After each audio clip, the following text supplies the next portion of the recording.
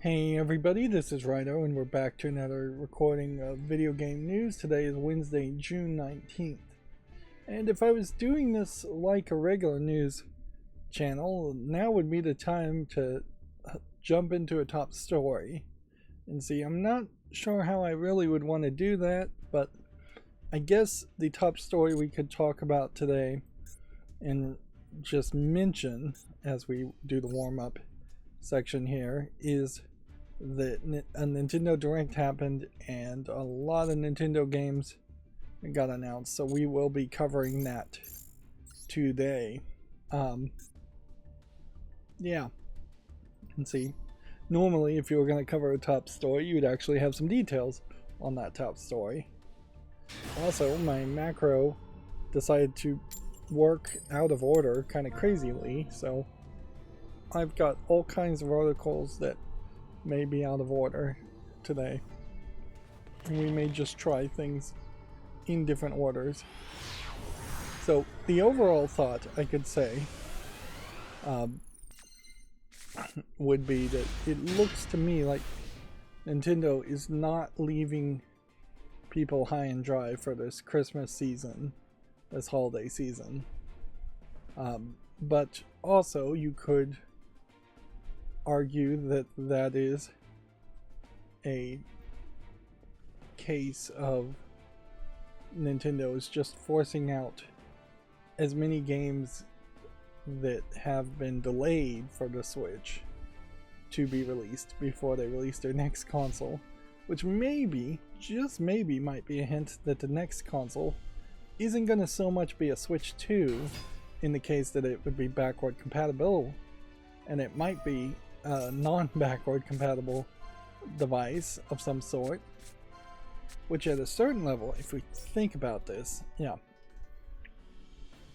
if all of a sudden Nintendo just became incredibly envious of the Steam Deck and wanted a PC Linux type build, it would almost certainly have to be a full start over from scratch console. But also that would imply that they, whatever the next Nintendo console was, drastically decided to change their operating system. Inherently, I would lean more towards believing that Nintendo actually hires third-party developers to make its operating system and its hardware, and as such, a different third-party developer may very well make the next Nintendo console compared to who made the Switch. There would be a hint that it would be HAL Laboratories, HAL Laboratories, a subsidiary, I believe, of Nintendo that would make the next console. And then that would be the same team. And certainly that is a possibility too. It is also Juneteenth, a growing in relevance, I don't know if popularity is the right term to use, holiday in the United States to mark, maybe, and somewhat celebrate the official end of slavery, except for the fact that in the United States, even to this day, you can legally be enslaved as part of being convicted of any crime. And let's not even forget that any criminal justice system is not perfect, so there definitely are people who have been wrongfully convicted or unfairly convicted of crimes that shouldn't really have been crimes in many people's opinion, that then have been wrongfully enslaved. But yeah, Juneteenth marks when Texas finally couldn't get away with hiding the fact that the Emancipation Proclamation had been announced and all the slaves had been freed. And yeah,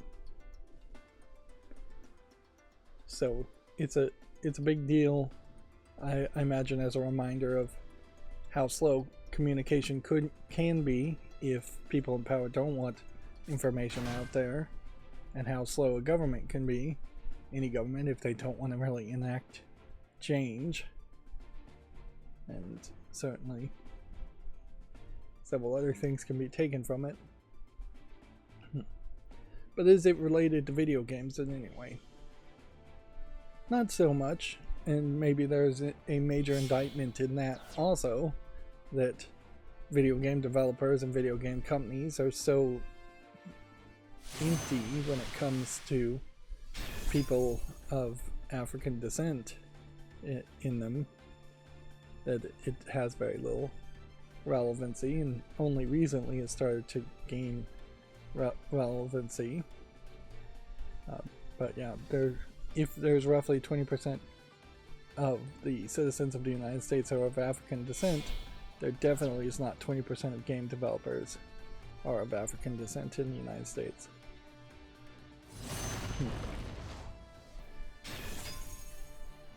Yeah. And I think that's about as much as we can say, though, as far as connecting it to video games. This guy is playing really slow. Cyan, with their new Riven game, which at this point I want to describe as a new Riven game, has put out a Let's Play of the lead visual designer and the lead gameplay designer playing the demo, and just watching them play the demo definitely highlights that there are different puzzles in this new Riven. It's not just a slight tweak to the puzzles or anything like that. There's like entire new land masses. There's an entire book that links you to a different world, which that was not something that existed in the first Riven. In the first Riven, you are pretty much stuck on the age of Riven and can't go anywhere else. There might have been one small area that linked you somewhere else and then back to Riven. But yeah, after watching that Let's Play, I am more enthusiastic around playing Riven now, because it does feel like a different experience could be happen there. Whereas it still puts you in this weird position where the most recent Myst remake, which I don't think I've actually played, is going to still be the same game. So yeah, that does create still some weirdness.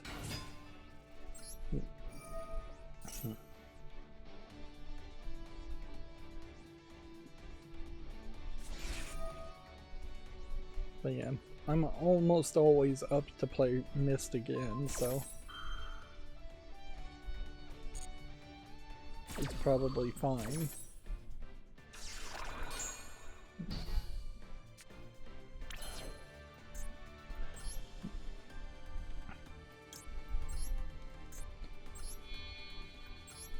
Let's see, what else do I have that I want to talk about? Let's go ahead and chain this effect and attach this. I did pull out my Steam Deck and update it, and once again, in pulling out my Steam Deck, the battery is completely dead. So it really is, unfortunately, a situation where I think you need to just leave it plugged in if you're not going to play it consistently. And if you are going to play it consistently, then obviously you'd still leave it plugged in. So yeah.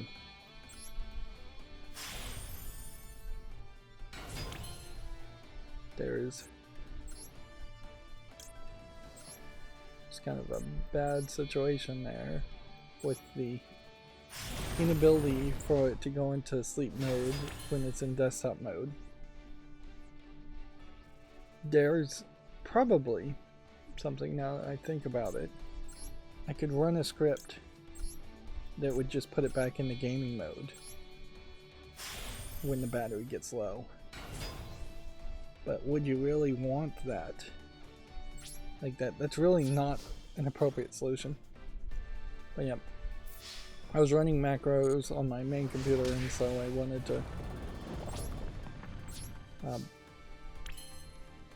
should I even bring Zeus about in this?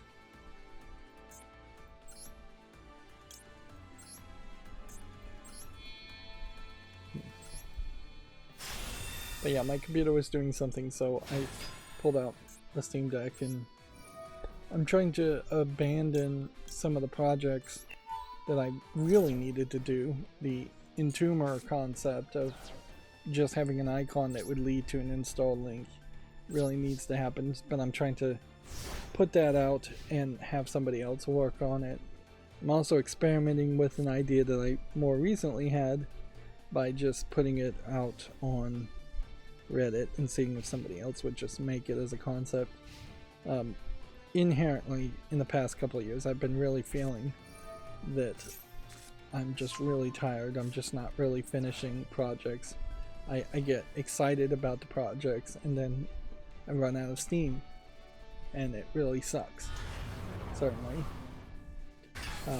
It hasn't affected YouTube content too much, but inherently when you're playing a video game, you only have to put maybe 200 hours into a really long video game. You're making progress the whole time. The video game is designed to let you win and help you. You're just not going to run into real world frustrations, you will, on a programming project or anything else. But yeah, so I'm just, particularly as the Amazon Prime Day is starting, I'm trying to be more precious with my time and recognize that I'm just not really getting things accomplished as much as I would like them to be accomplished. It's okay every now and then to back burner a project or not finish a project, change your mind on something, but yeah, there's just been too many in a row for me to start anything new. Of course, how would you break out of that rut? Either you assume you're never going to do anything again with your life, and you're just straight up retired and ready to be shoved in a grave, or you're going to get enthusiasm about a new project and start again.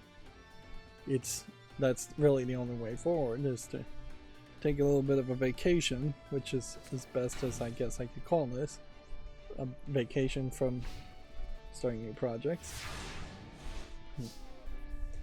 That all being said, I'm gonna start a new project. In that, for YouTube, OBS does allow it for a let's activate this effect. YouTube allows for stereo plus 5.1 surround sound, and so as soon as I finish Fallout New Vegas, which I'm still playing, and probably have maybe 3 or 4 episodes of the DLC, and then maybe I'll make like one more episode after that, because there's just some content I know I've missed. But after those couple of encounters, I'll be done with Fallout New Vegas, and then I'm going to try and tweak my settings to have 5.1. Now, does that mean the games will be 5.1? No, not really. In fact, that's where a lot of experimentation is going to go into it, is just what is the 5.1 going to sound like? Is the 5.1 only going to sound good on TVs because it only works on TVs and doesn't work on Android apps or any other applications? It may be a case that it does only work on the TV, and then it's fairly useless. What I'm hoping for to accomplish is to put my voice in probably the center channel of the setup of a 5.1, and then from that center channel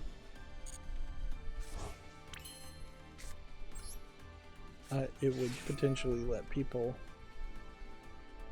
turn off the center channel, and then they could just hear the game audio, and then while that doesn't really work with copyright, that does potentially satisfy the no commentary crowd out there on YouTube, of which there is a lot of people who just don't want to listen to the commentary.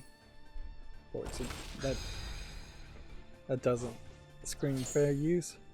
That being said, I would say it's debatable whether different audio tracks have to be fair use, or whether the entirety of the piece has to be fair use, because inherently,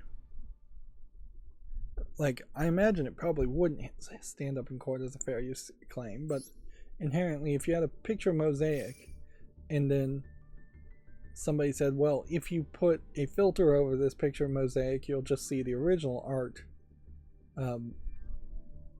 would that be a problem? Would that be considered copyright infringement? Yeah. It would be an interesting argument to make, at least. But yeah, what I don't want actually 5.1, I want alternate audio tracks, like a different language. That feature is not available to people outside of the YouTube Partner Program, so it may very well be a case that that feature would come to me if I was in the YouTube Partner Program at some point, and then I could upload an alternate audio track of just no commentary.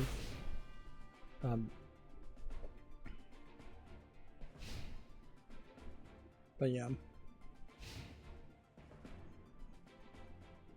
I'm gonna experiment with that somewhat and see what I can do. And it may just be a huge waste of space and a huge waste of time.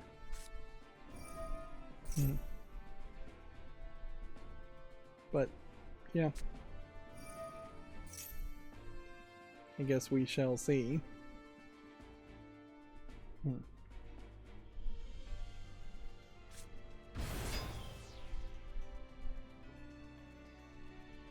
I could try to put everything I'm doing right now in stereo and just put me in the left track and nothing in the right track, but that would cause more problems than it would solve.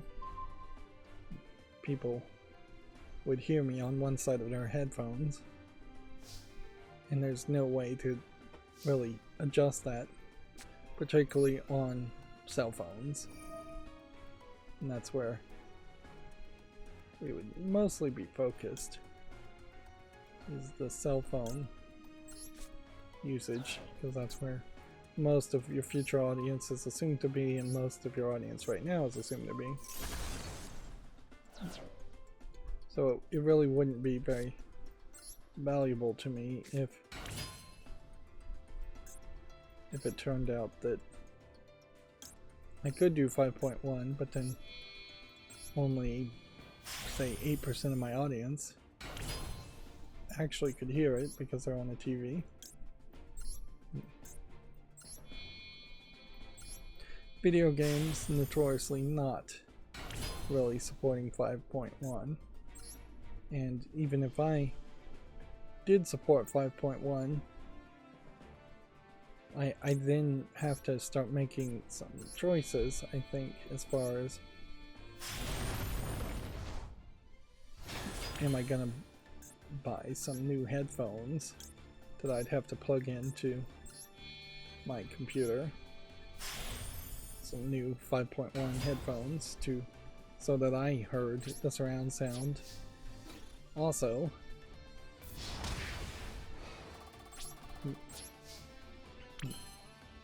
Because it doesn't really help much if I'm hearing a down mixed stereo and everybody else is hearing 5.1.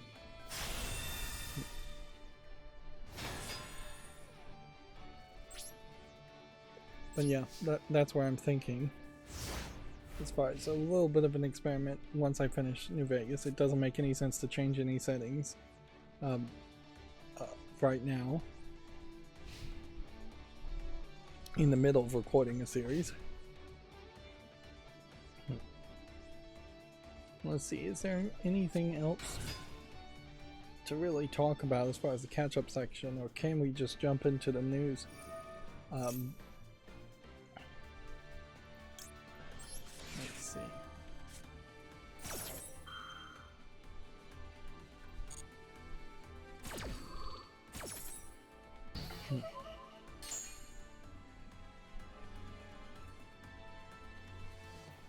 I feel like I watched some stuff on TV, but I can't remember too much of it. I know I watched this show called this movie called Biosphere on Hulu, which is a kind of hopeful drama of two men end up in this fallout shelter after blowing up the world, and one of the men seems to magically have turned into a hermaphrodite, and they're discussing whether or not to have a child and believe in a child and have faith in general, believe in miracles. It very much is a do you believe in miracles story.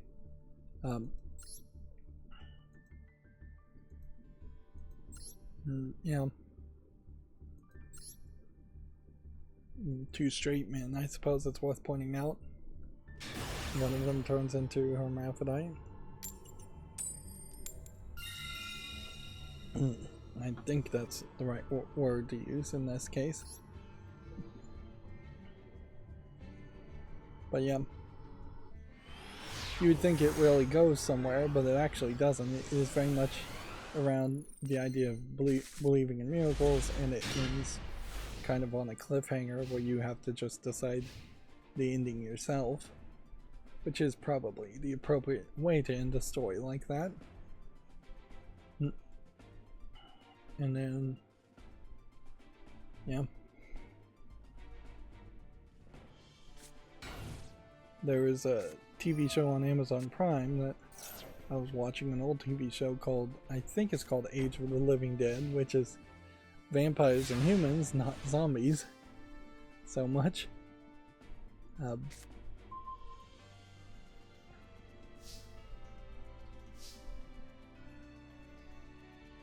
Yeah, and inherently I really just don't have a lot to say about Fallout New Vegas.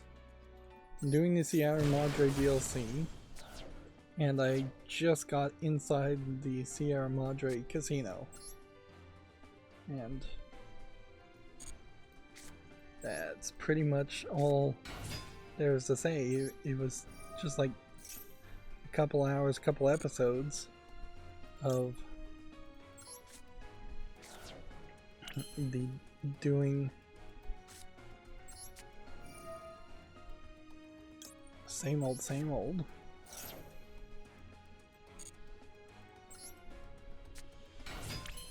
And if anything, I think I may have missed some content outside of the casino. And then I think the casino itself might be fairly small. I just don't think too much is actually going to change or happen.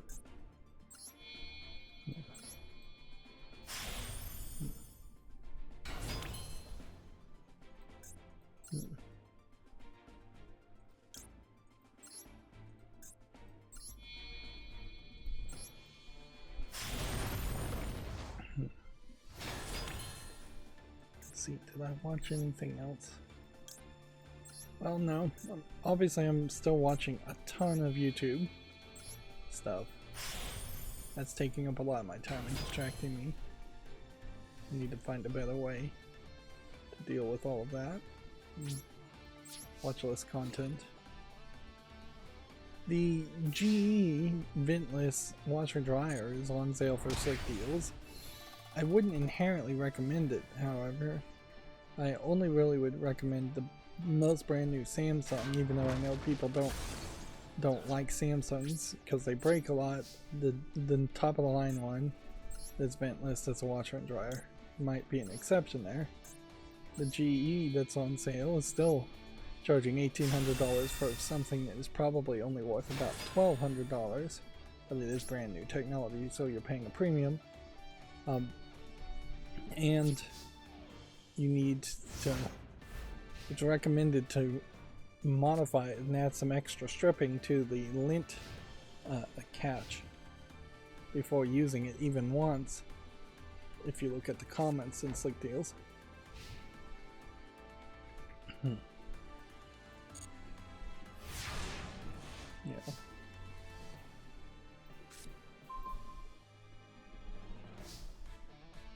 Alright, so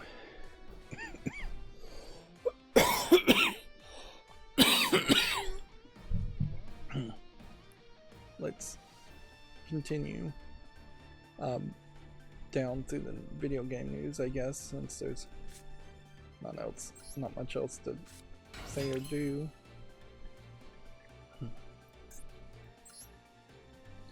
Do I want to summon this, which is 1600?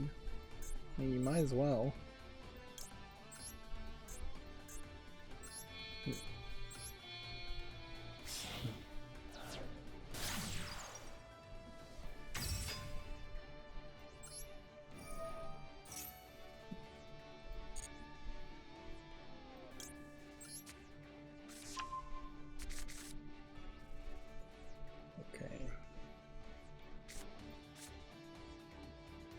Activate this effect.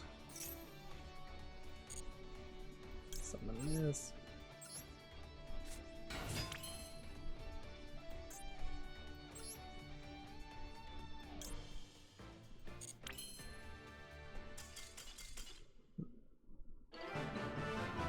You know what? I think I kind of want to just stop there. Like, you can see that later in this event, people are just disconnecting and giving up and cheating a lot more. Just got 300 gems. I could keep pushing this to go to this point. I could keep pushing it to go to this point.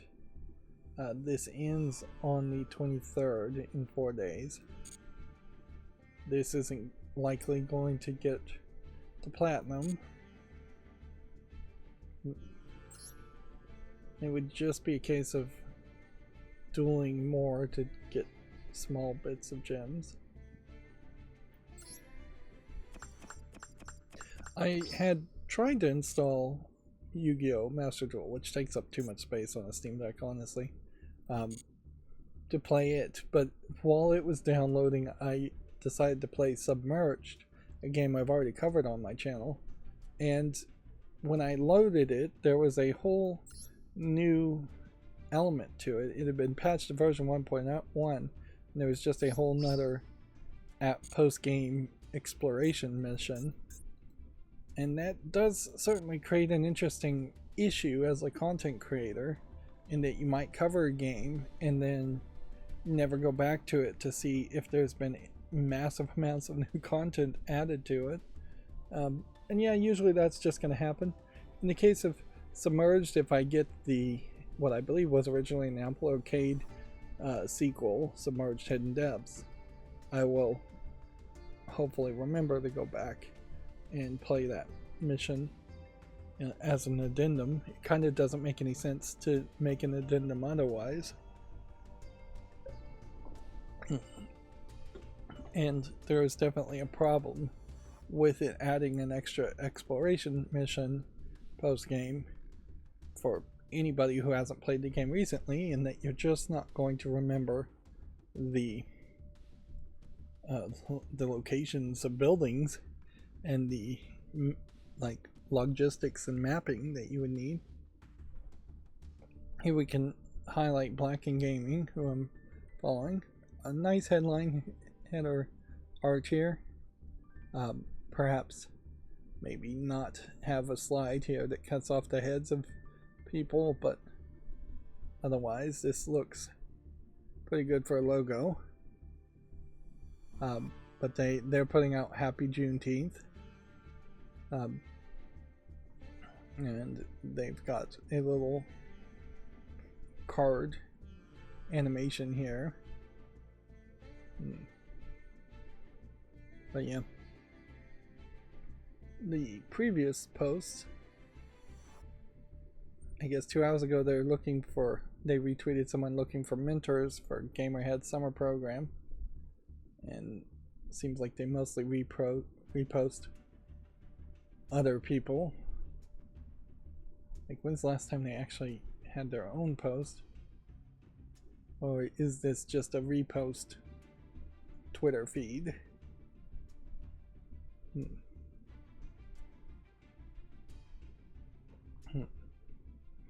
Here we have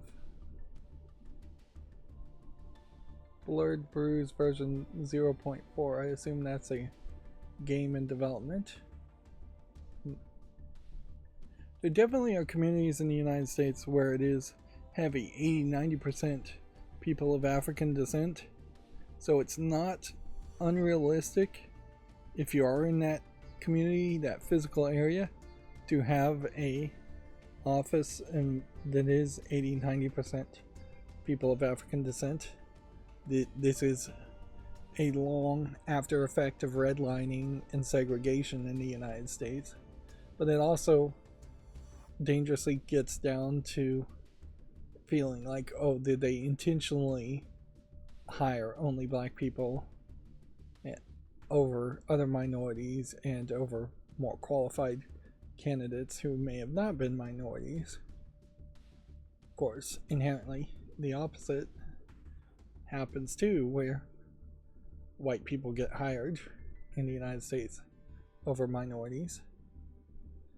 This was not video game release related, but it will probably play an effect in that the baseball games, the Negro Leagues, is what they used to be called, or what they were. All of their records are going to be integrated and considered equal and fair under the still existing baseball leagues, Major League Baseball, I believe, which means that some of the best baseball players of all time are going to change, and the list of who was the best statistically of all time is going to change. Although a lot of this also might push down a lot of people in the Major League Baseball who are using steroids and drugs. But yeah, if records play a role in the baseball game, those records are going to change. Seems like the last time they tweeted anything was a fireside chat on April 24th, so they're not really doing... No, here's one on May 7th. They're really not posting a lot, though, but they do one monthly presentation at most.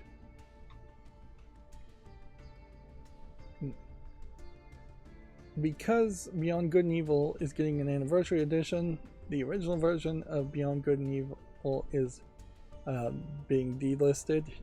This is pretty obvious that something like that would happen. It's nicer when they do that fairly quickly, or fairly close to the release of the new game. It would be better if it wasn't actually delisted as much as it was just came with a huge caveat, or you got the original game for free if you bought the anniversary edition. One of the things I'm going to try and do with my macro, since the right bump and left bump on my mouse wheel is too finicky and is going to cause me to accidentally click my mouse wheel and close pages, I'm going to change how things work and leave all of the pages open, and then have a macro sorted out later as far as games that should be put on the fall list to make YouTube shorts and games that shouldn't make YouTube shorts. What that inherently is going to force me to do is put everything on the fall list if I want a YouTube short made out of it, and it is also going to mean that news stories like this are pages that are not going to be closed the same way. There's got to be a better way, frankly, than the system I have. I still need to think about it, really. Experiment with it and see how it works. And see, this is the weirdness. I know there are bigger stories I wanted to talk about, but let's just go kind of in order here. Here we have the Steam DB. My macro opened up the tabs in the same window that my main news is on. When it was supposed to open it in a new window. So all my Firefox tabs here are out of order. But yeah, SteamDB, not too much changed here. It seems like Banana maybe is 1,000 users down than its all-time peak, so it may have hit a top. I imagine the Nintendo Direct maybe played an effect there. But yeah, the Nintendo Direct didn't announce anything coming to Steam or anything like that. Terraria is kind of high. Fallout 4 is still kind of high. So it really would just be a case of people watching the Nintendo Direct and not really being inspired to play any PC game. Yeah. PlayStation is skipping Gamescom again this year. Sony won't be exhibiting at the German convention in August. Gamescom seems like it is in the middle of, at one point it seemed like it was going to be the E3 replacement, but I'm not sure that it quite worked out that way. And yeah, with, I believe, major political changes happening in Germany, I wouldn't be surprised if there is just a overall global reason that people wouldn't want to go to Gamescom. And, you know, just the war in Ukraine being close might scare some people.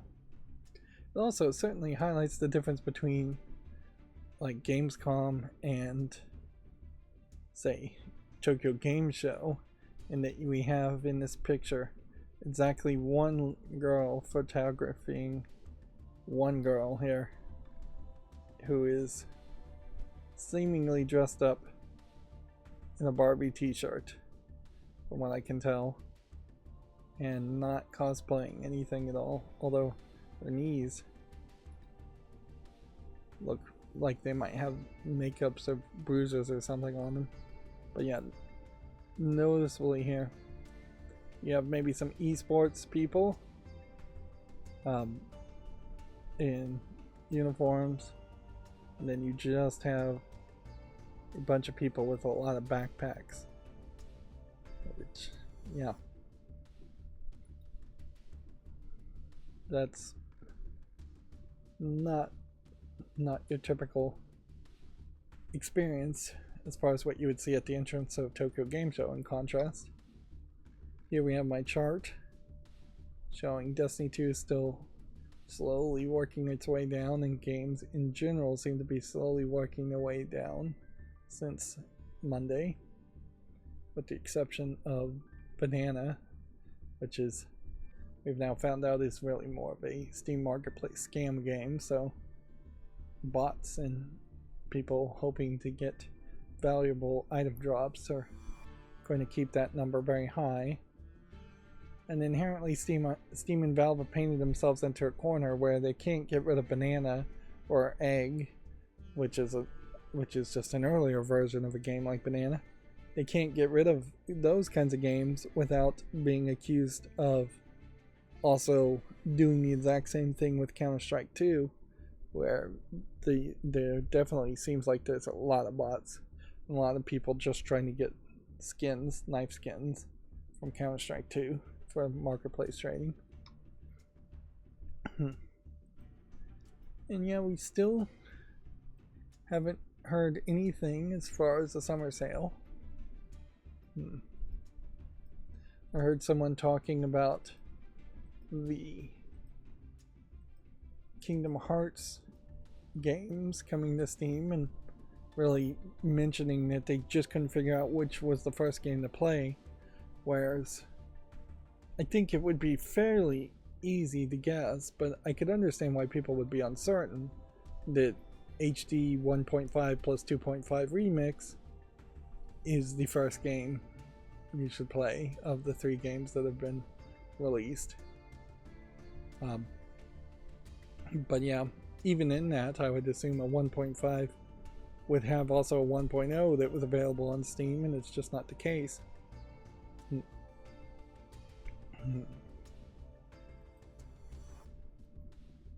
Got some new games on sale.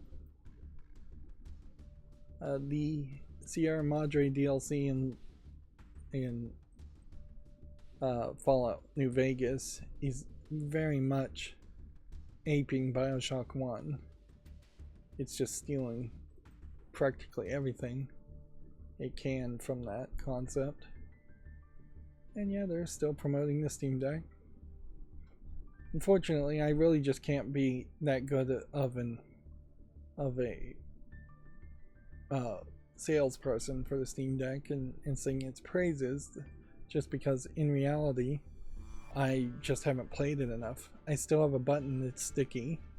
The X button still sticks at times, just because I haven't pressed the button enough to wear it down.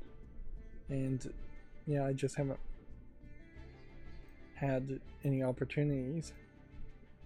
I definitely, in retrospect, had I known that I wasn't going to actually be in the weird situation that led me to buy it, I thought I was going to be sitting around in waiting rooms for 2-3 hours a day for like a month, and then none of that really happened. But yeah,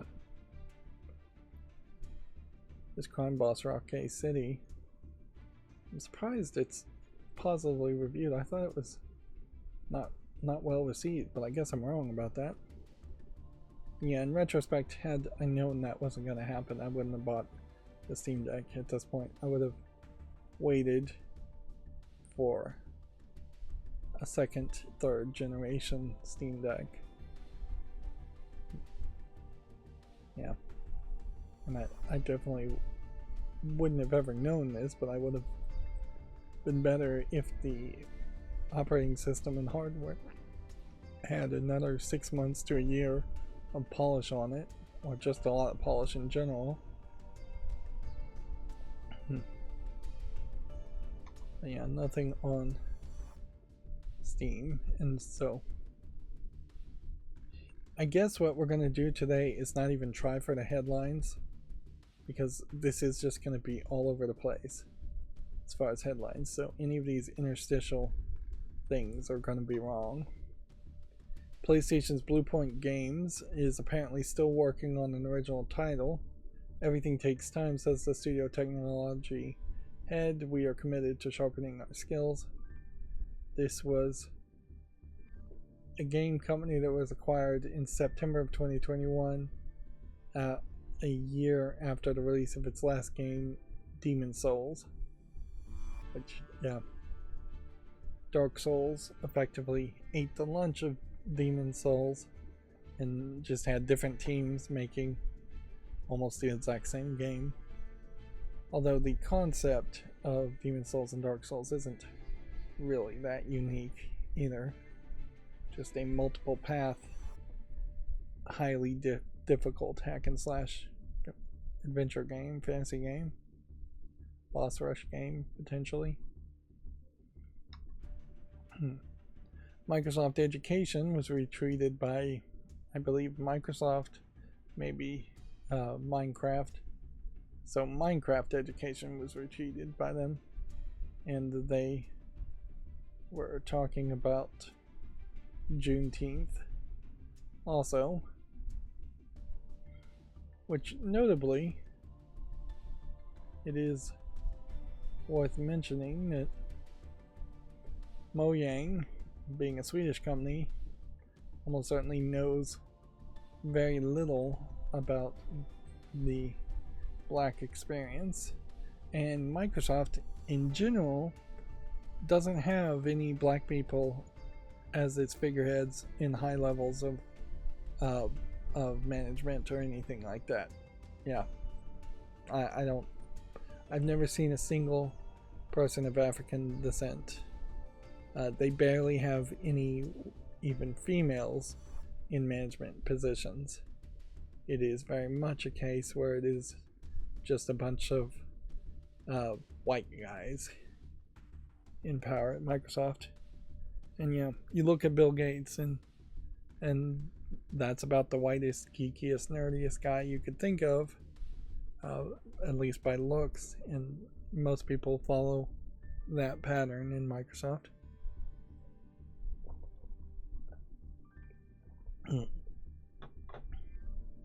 So I guess that is applaudable to highlight something that maybe you're not 100% involved with. That being said, there is also people who would say it's not their place to speak on it, which does often create the catch-22 of white people shouldn't be talking about even the Juneteenth. Yeah. But I would applaud Minecraft for trying to educate kids in particular. Speaking of Minecraft, PewDiePie is teasing that he might play some more Minecraft. He made one episode playing some Minecraft, but yeah. I imagine PewDiePie does that as soon as his views get a little low. And I imagine he's not going to do full-on long Let's Plays of Minecraft once again. It is so crazy how poorly received video games are on YouTube, considering the most subscribed to, most popular individual on YouTube got there by being a Minecraft Let's Player and just being a normal person. Not anything really that special about PewDiePie as far as commentary or criticism or even really personality. He definitely has some personality, but I wouldn't say he's the most charismatic person on the planet. And yet YouTube does not care at all about gamer content creators, and inherently they don't really care about PewDiePie anymore either. Let's see, the Dragon Quest III HD 2D remake studio says it regrets announcing the game so early. The game was originally announced in May of 2021. I'm still not really sure where the HD-2D remake label needs to come in, other than I would assume that maybe there was an HD 3D version.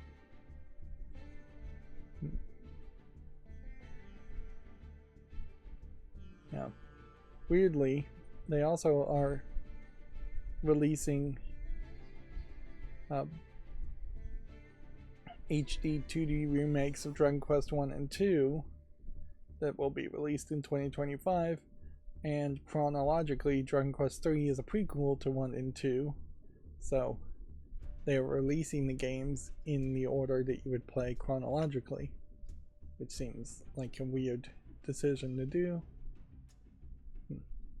It does solve that problem of the third games in series sucking, though, or the fourth games in series sucking, by just making them prequels to the first two games. That is an interesting thought. And I guess by the screenshot, this is what you should expect for HD 2D, is that it will just be 2D sprites that are bigger, closer to what I would call a 16-bit sprite, really closer to what I might call a 32-bit sprite, if such a thing ever really existed, as far as just 32 bits this way of pixels and 32 bits this way of pixels. Or 32 pixels this way, 32 big pixels that way. Fallout 1 and 2 won't be getting remade, says Todd Howard. I saw some people on Reddit reacting to this. It was a Fallout subreddit full of what I would almost have to assume are Fallout fans slash super fans slash sycophants, and they very much were praising the announcement that a 1 and 2 remake won't be made. And so maybe I am on the wrong side of the fandom here, but I totally disagree with that. And I think this is really just Todd Howard being childish and saying Bethesda only really wants to promote Bethesda games, which inherently I guess Bethesda can't even do that well enough. But yeah, if I was Microsoft, if I was Phil Spencer, I'd say, heck yes, we're making a Fallout 1 and 2 remake, and we're giving it to a different team, and they're using the Unreal Engine instead of the Creative Engine that is a custom version of the Gamebryo engine, which is a very old engine.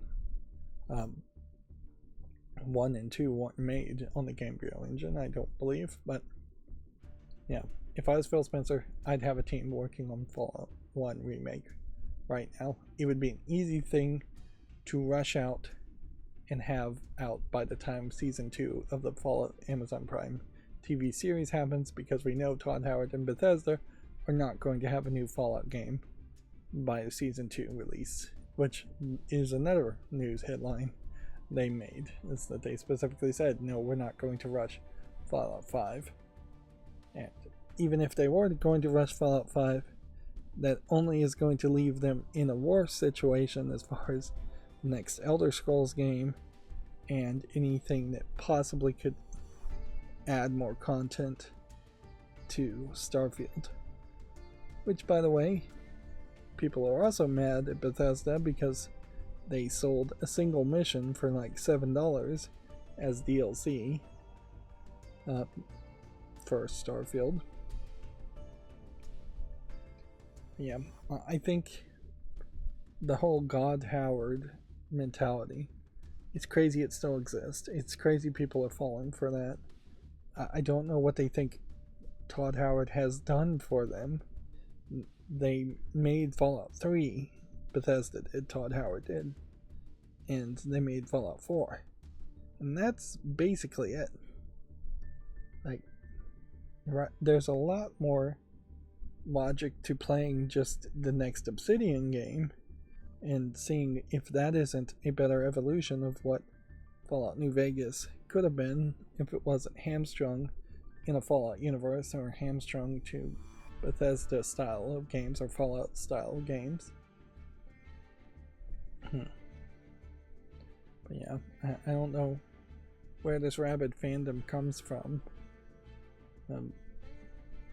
Yeah, it seems crazy to still have it all these years later.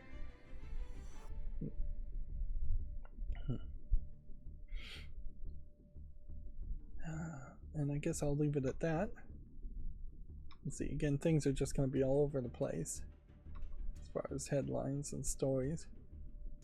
PlayStation Plus is having a free online multiplayer weekend, June 22nd to the 23rd, this weekend. Sean Layden suggests publishers should be patient and let new games grow. This is the former PlayStation head. Thinks the industry jumped too many guns much too quickly, and the best way to sort things out is not to be so hasty. Inherently, I agree with that sentiment, but it is also he is also not in charge of anything anymore, so as an ex-PlayStation boss, his words may not hold that much weight, particularly when the publishers don't want to hear that information or that thought, which they don't. Obviously, publishers want to make a turnaround and profit as fast as possible.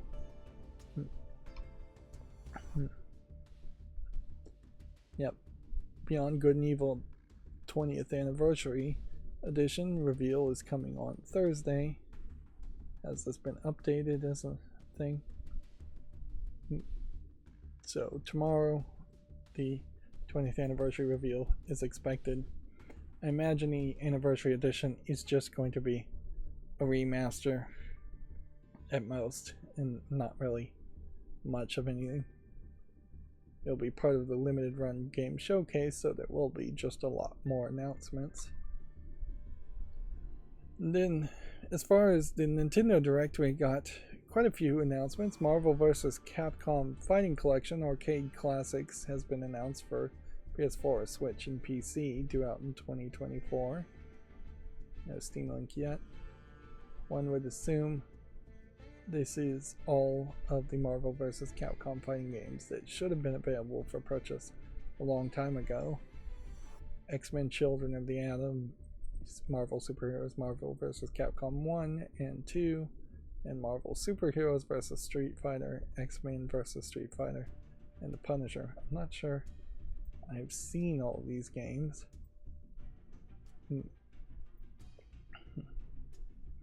It is incredibly crazy, though, that, yeah, this is more of a beat 'em up game. It looks like more than a fighting game.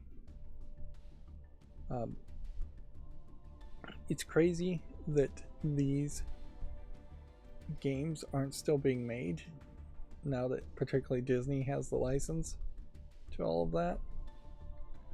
It would make a lot of sense for there to be a Marvel vs. Capcom 4 released decades later that just takes all the Disney Marvel licenses and has them fight. Now, the Capcom aspect of it is perhaps the biggest issue there, where you kind of don't need Capcom in general. Like, what is this guy's name? I forgot. Mega Man. Simple name.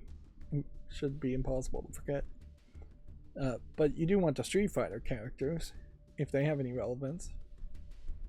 There should be at least DLC for every Street Fighter game on, like, Street Fighter V's visual aspects to fight against Marvel characters. But then there probably should just be a Marvel fighting game in general that Disney releases. Yeah.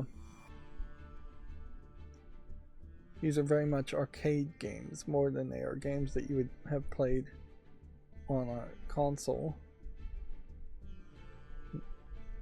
But yeah, it's crazy that some of these weren't released during the first wave of the Marvel movies. You could do so much. This isn't going to load, is it? Why is this not loading? I have no idea.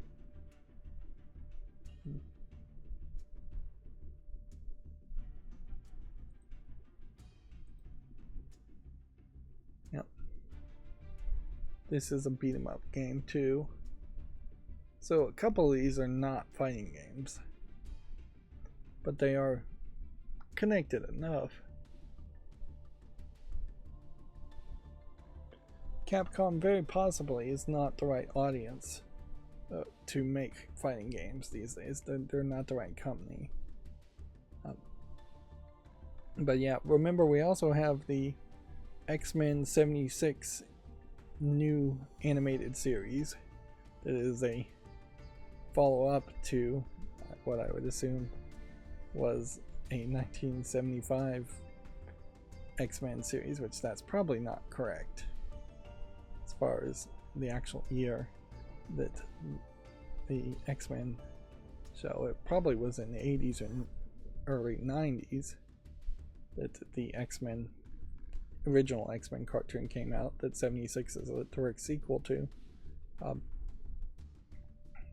But yeah, with that new sequence getting a lot of old people nostalgic, it definitely makes a lot of sense to re-release Marvel fighting games. But it really is a series that should have never existed. Like, this was Smash Brothers effectively before Smash Brothers existed. And it is also kind of crazy that there never was a DC competitor to that. Although inherently you would just have Batman assumed to win every fight if you did have a DC versus Capcom or something like that. And eventually there were DC characters in the Injustice game decades later, and perhaps the occasional DC character in some other Mortal Kombat games as skins. But yeah, it really wasn't until the point that DC was acquired by Warner Brothers that you started to see DC video game fighting games. Yep. And really, at this point, it should just be Marvel versus DC fighting games. Marvel DC versus Capcom. Something like that. Lego Horizons has its first Nintendo Switch trailer. I don't think it really is necessary to watch the trailer though, but you can check it out at videogameschronicle.com. So far, so good as far as this Lego Horizons. This will give you general ideas of what these Lego games are going to be like, and it definitely looks very similar to pre-existing Lego games. There are perhaps more enemies on the screen and more of a top-down appearance, and you're fighting bigger enemies. Seems like there might be some decorations that you can select more than just one single way in which you can change things. It may be a lot more of an open world experience if you're going to have a central hub location that you decorate. But yeah, the only slight question I have here is it going to have the same level of comedic effect that some of the other Lego games have had, or is it going to take itself too seriously for a Lego game? We'll probably have to wait until reviews come in to find that out. This would be the big news: Metroid Prime 4 Beyond launching in 2025. This is a new Metroid Prime game after they finally got the Metroid Prime trilogy released on Switch. And there still is time, certainly, to play the Metroid Prime trilogy if you have the free time. But yeah, it being on the Switch, the visuals aren't really going to be that amazing. You can pretty well assume that. And I imagine the controls aren't going to be that different from the other Metroid Prime games.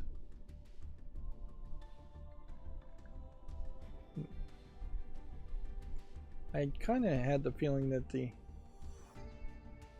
Metroid series was the Prime series was done for, but obviously not.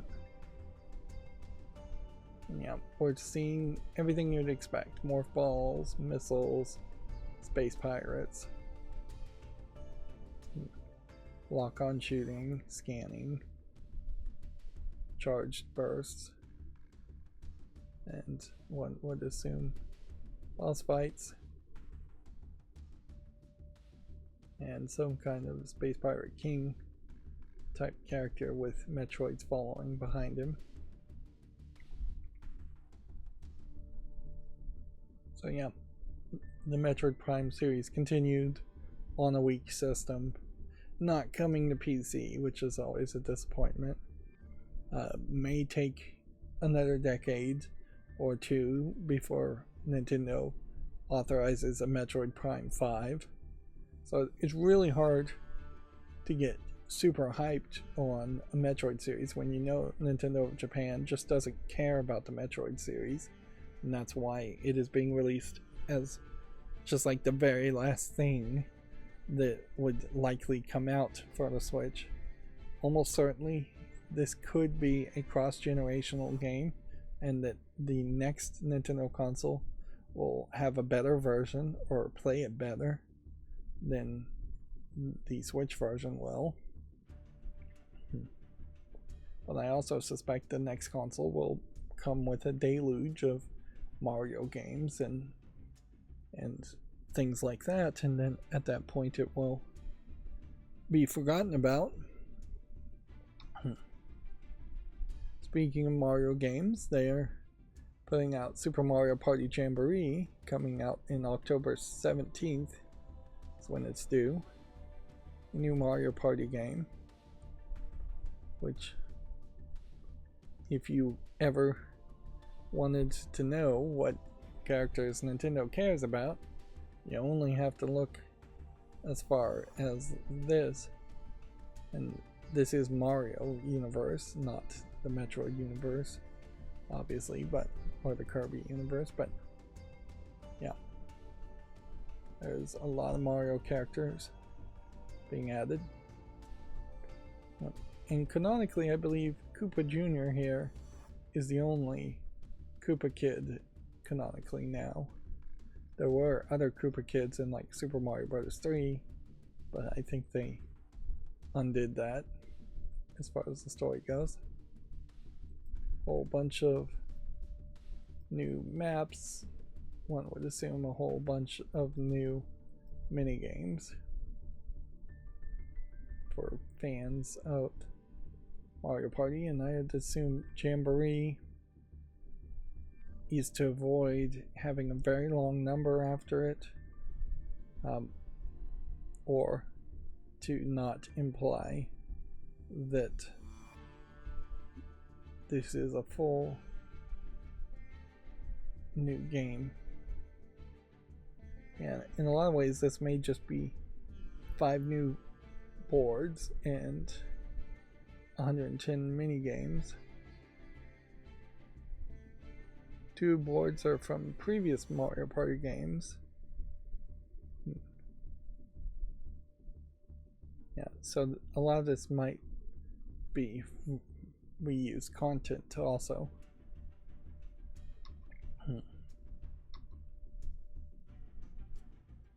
Then we have the weirdest announcement, in that they announced The Legend of Zelda Echoes of Wisdom, and here they're saying Metroid Prime 4 and Legend of Zelda Echoes headlined the Nintendo Direct. This is from GameDeveloper.com.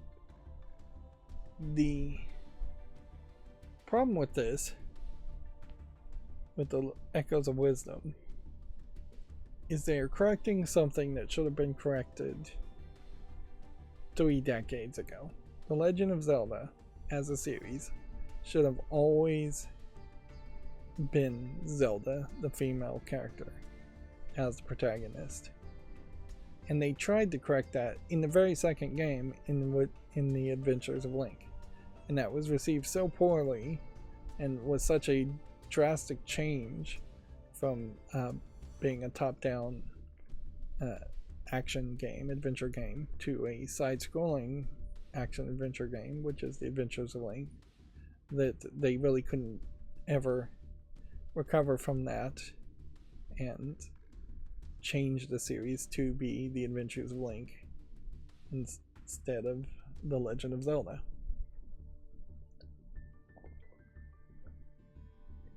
So, for over 30 years, I would say, feels like it's been over 30 years at least, we've had Legends of Zelda games again and again and again, probably over a dozen, I would say, and they've all had Link as a protagonist and then Zelda as the romantic interest in pretty much all of the games, except for maybe Wind Waker. But even in Wind Waker, there's still some level to that too. I would say exclude Wind Waker, because technically the princess is your sister, but then you're the reincarnation of Link in Wind Waker, and your sister is a reincarnation of Zelda. So yeah, spirits of being reincarnated changes the relationship somewhat. So the thing about this, and I should just show the trailer, is that it feels like people are going to immediately claim this is Nintendo as a Japanese company being woke. Why do none of these videos want to load today? Let's just reload this page.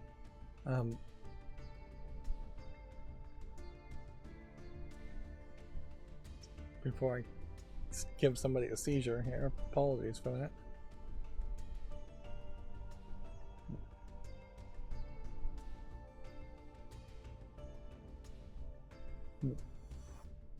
Well, so Link comes to save you. The world gets split into a dark realm. He shoots an arrow, frees you, now playing as Zelda. And then she gets chased out, not wanting to fall into the void herself.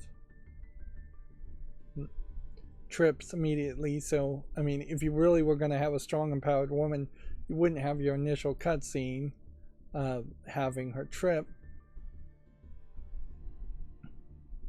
And see, my biggest concern about this is not, oh, let's playing as a different character, because inherently you're playing as a different character.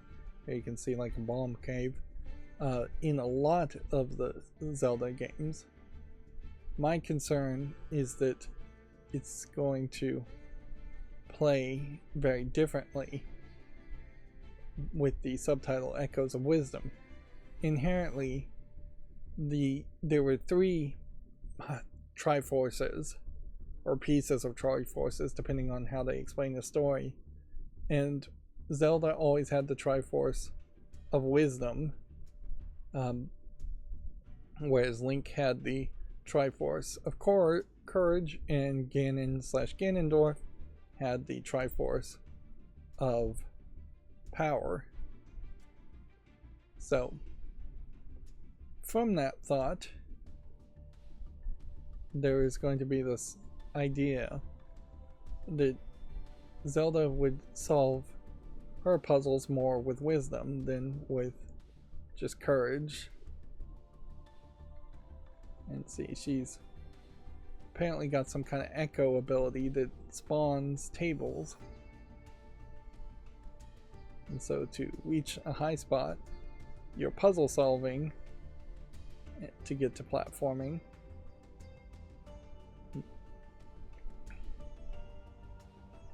And so yeah, this potentially is just a completely different style of gameplay, which I'm not going to poo-poo the idea of a different style of gameplay, but it does make a question as far as, is she ever going to actually fight anything at all? Here we can see she fights a character by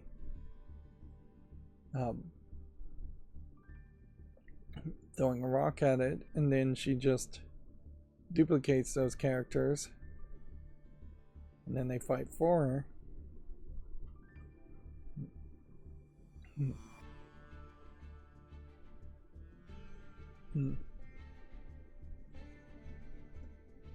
So yeah, having watched this trailer now a little bit more, it definitely is going to play a little bit differently. And I just don't really know how the different audiences, as far as the fandom of Zelda, are really going to come feel about that. In that, I could definitely see a bunch of 12-year-old boys who loved Breath of the Wild and who are the fandom of Breath of Zelda now. I could see them being very upset that they're not playing as Link, or that the Zelda in this game is not the Zelda you would expect from Breath of the Wild or Tears of the Kingdom. They probably aren't going to really care at all that Zelda is strong and capable on their own. That's a thing of the past. I think older fans might have more of that feel, where Zelda has always been the damsel in distress character, and it's going to be a little weird to play as her. But I imagine there really won't be that much complaints about it. I think the legitimate complaints, or the complaints that will be heard more, is that the Zelda game is just not going to feel like the other Zelda games. But inherently, even that complaint is hard to make, considering how many Zelda games are fairly drastically different. There is also, I guess, a slight concern that it would be short. Same could be said for Metroid Prime 4. If both of these games were fairly short, fairly expensive games, that's a real problem.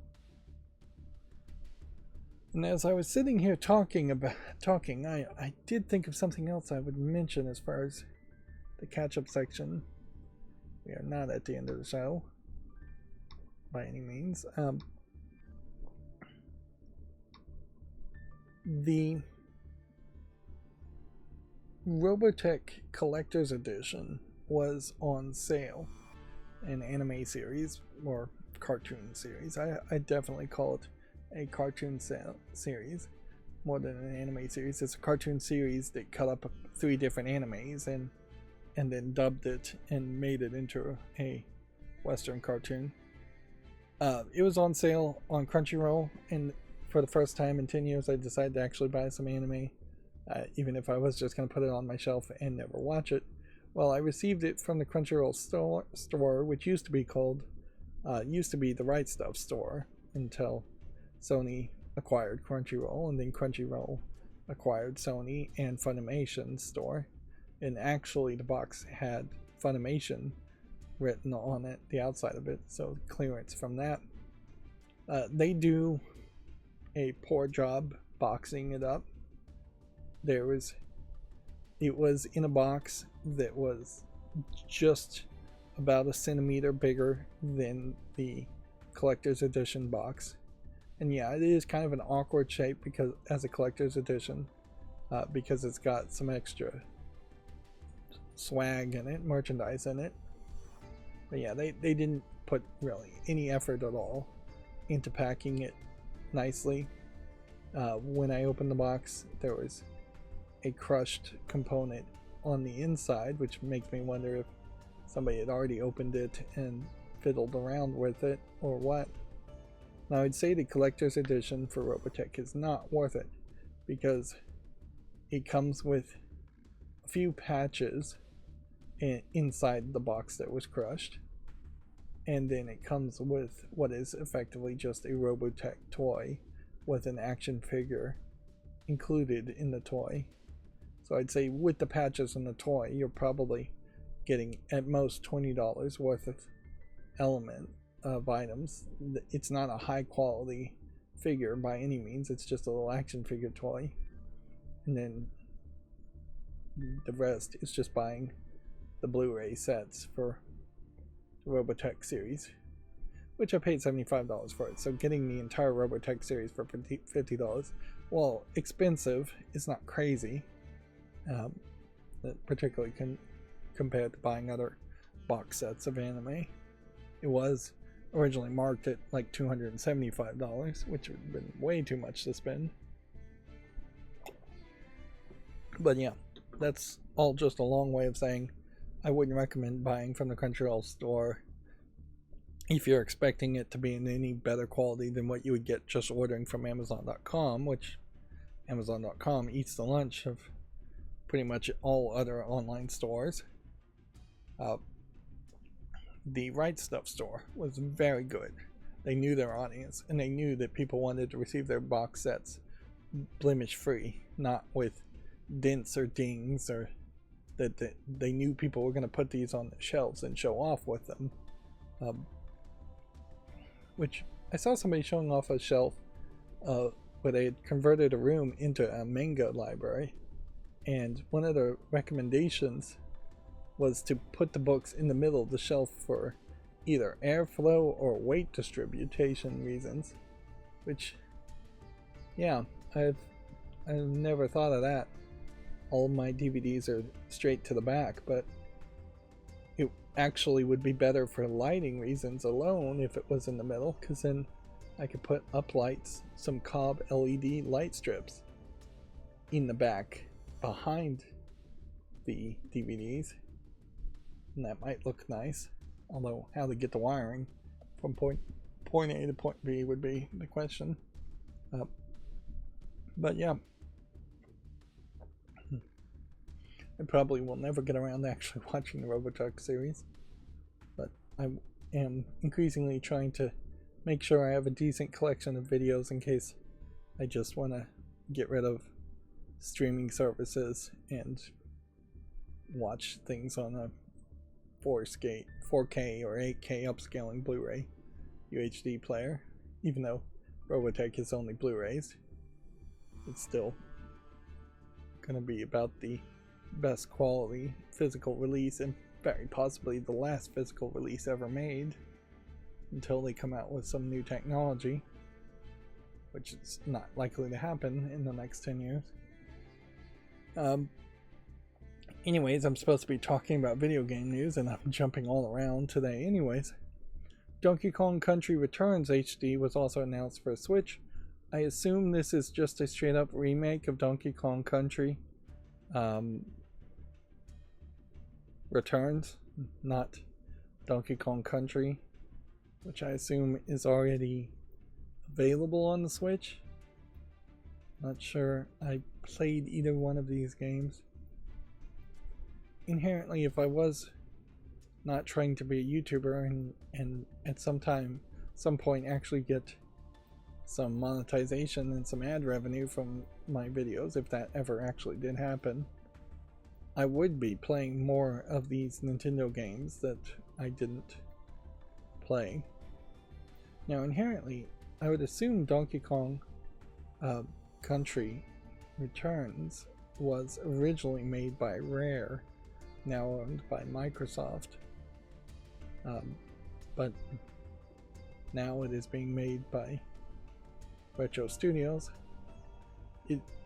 It is due out January 16th, 2025, so there is a decent chance it will come out just about the same time as the next Nintendo console comes out.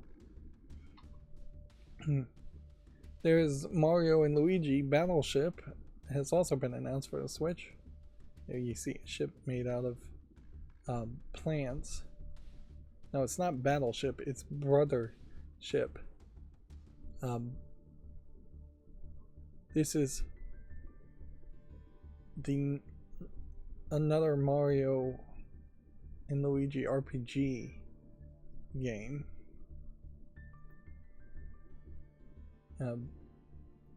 Which I'd have to really research to try and figure out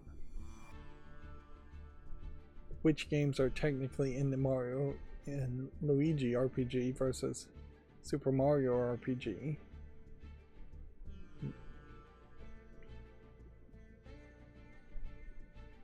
Yep. There's a bit of confusion that they fed into by re-releasing Paper Mario games. They definitely seem like they are just in a completely different land with a lot of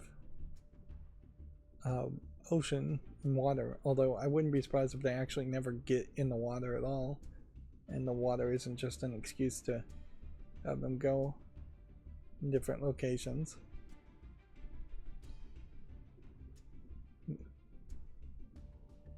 Yeah, it feels like Super Mario RPG is now back in the good favors of Nintendo, and that is the next game in this that they're focusing on. So then the Paper Mario series is going to be less of a focus. And these all look like power plugs characters. Yeah, that's exactly what they are. But unlike Super Mario RPG, you're not seeing the Cloud character or the weirder Square Enix style characters.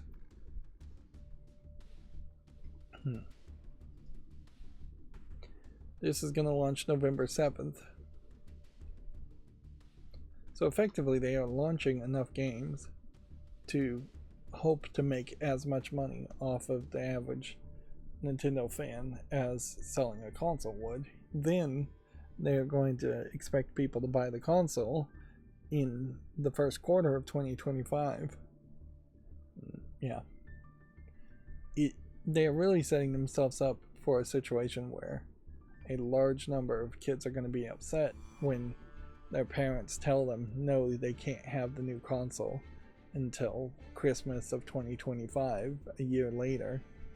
At which point a lot of kids may not care anymore, and they may want some other new hotness instead, which would hurt Nintendo's hardware sales, and they would deserve it if that's exactly what happens. GameDeveloper.com says the Parket Pair CEO says that Palworld owes its success to its automation mechanics. Palworld gun-wielding pals got all the attention, but its automation mechanics that may have made it a big hit. These are definitely going to be very different audiences, certainly as far as what you're looking for. And it definitely was a case that people who jumped into Palworld in its early access state for the gun-wielding pals, most of those people lost interest and stopped playing the game.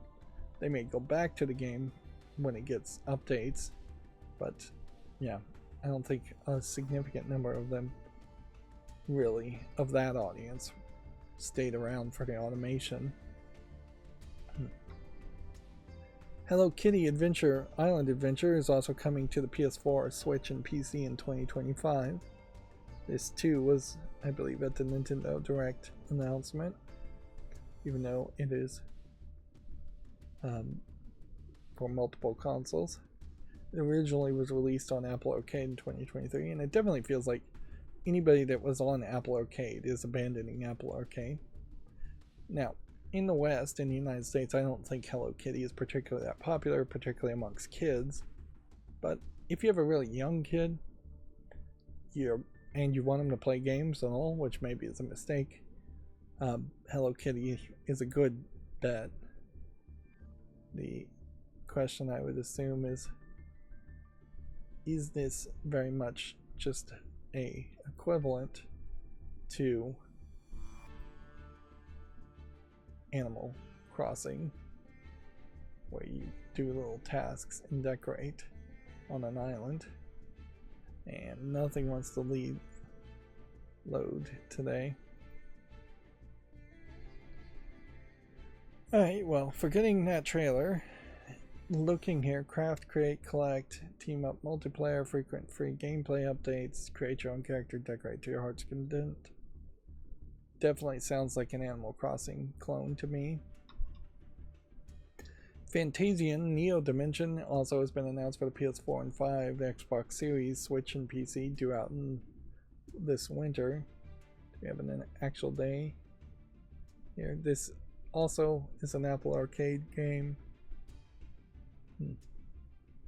being ported over, and I believe there is some pedigree to this Square Enix game, in that Hironobu Sakaguchi and Nobuo Uematsu created the game or worked on the game.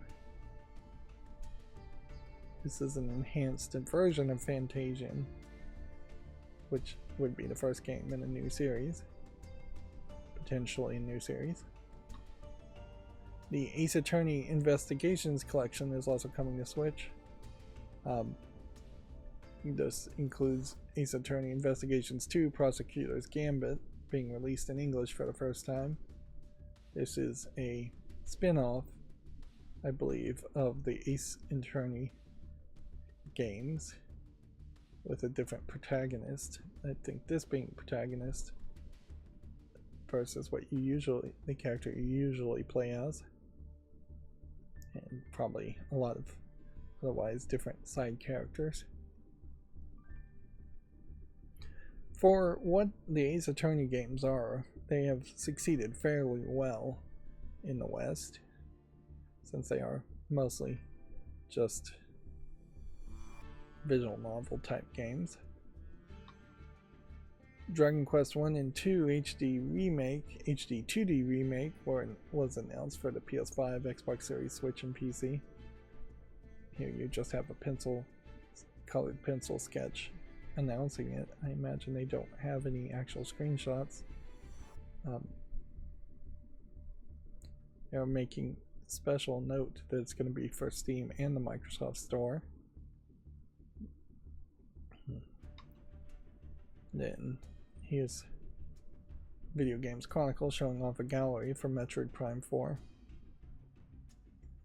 I would be cautious about getting too hyped about Metroid Prime 4 because I wouldn't be surprised if it's been in development hell for years and it's a really short experience or just kind of a generic experience. Like I imagine it's, if you played Metroid Prime 3 recently, you may find the game is really similar, and that does create a problem. Certainly, is if right now I was to buy the Metroid Prime trilogy games and play them on the Switch, I probably would be burned out on Metroid Prime for a while and wouldn't want to play the fourth game in the series. Very rarely is it the case now that gamers really want to even play 2 games in a row. They're all too long for that, and they're all too repetitive for that. And, yeah. It takes a special person, frankly, to even sit through 2 movies in a row as far as sequel movies. Like, marathoning entertainment experiences is just not that commonplace when people have so many distractions and other things they can be doing. The Lord of the Rings movie trilogy, for instance, I saw that was airing at some movie theaters around the US, and that's like a lot of commitment, certainly over a few days, even to watch the extended cuts of 3-hour long movies. Yeah. I guess another question certainly to ask about Echoes of Wisdom is, would it be offensive if after you beat the game the first time you get a skin where you can play as Zelda? Or they give you some kind of DLC where you can play as Zelda? Inherently, I don't think they would do that, because the gameplay mechanic as it's being shown needs Zelda to have the wand and spawn in things. If there was a new game plus where you just had the Master Sword and the Hyrule Shield, and you were just running around hacking and slashing things, that would be kind of crazy, because that would be a completely different game. And then, yeah, this could be the same layout as a previous Zelda game, so it might be redundant level design. That might be annoying. It could also be a case where she finds specific items very infrequently, and you have to use them in the same way that finding the boomerang in a Zelda game usually would be used. Is that there's like one dungeon per unique item that's actually very helpful, and then there might just be a lot of pointless items that you collect to get up to platforming things. Like this tall tower here, in a regular Zelda game you'd expect you were going to either hook shot up there or bomb it or roll into it. In this game, I suspect you have to find several unique items that you would spawn to staircase your way up there, and that might be a very boring gameplay mechanic if you just do it over and over again. And then you look at this, and you've got some kind of spider ability that's going to let you climb across gaps from the looks of it, but maybe you only have so many that you can hold in your inventory, and every enemy might be a fairly dangerous enemy in the game and fairly infrequent. There is also a good question to ask as far as just what the boss fights are going to look like in these kinds of puzzles. Are they going to be giant monsters that you have to work your way up to, and then you just hit them on the head once and that's it? Or are they going to be giant puzzle sections where there really aren't that many boss fights? And there's no telling. Let's see. They also announced Perfect Dark, Turok, and more coming to the Switch, Nintendo Switch Online yesterday. So Legend of Zelda Four Swords here might be a better, more traditional Zelda game to play. But with the Four Swords, that was a game that inherently you wanted 4 players to play with you. And so, does the online store really accommodate that? And even if it does, do you have like 3 other friends that would all play an old Game Boy Advance game at the same time? Metroid Zero Mission.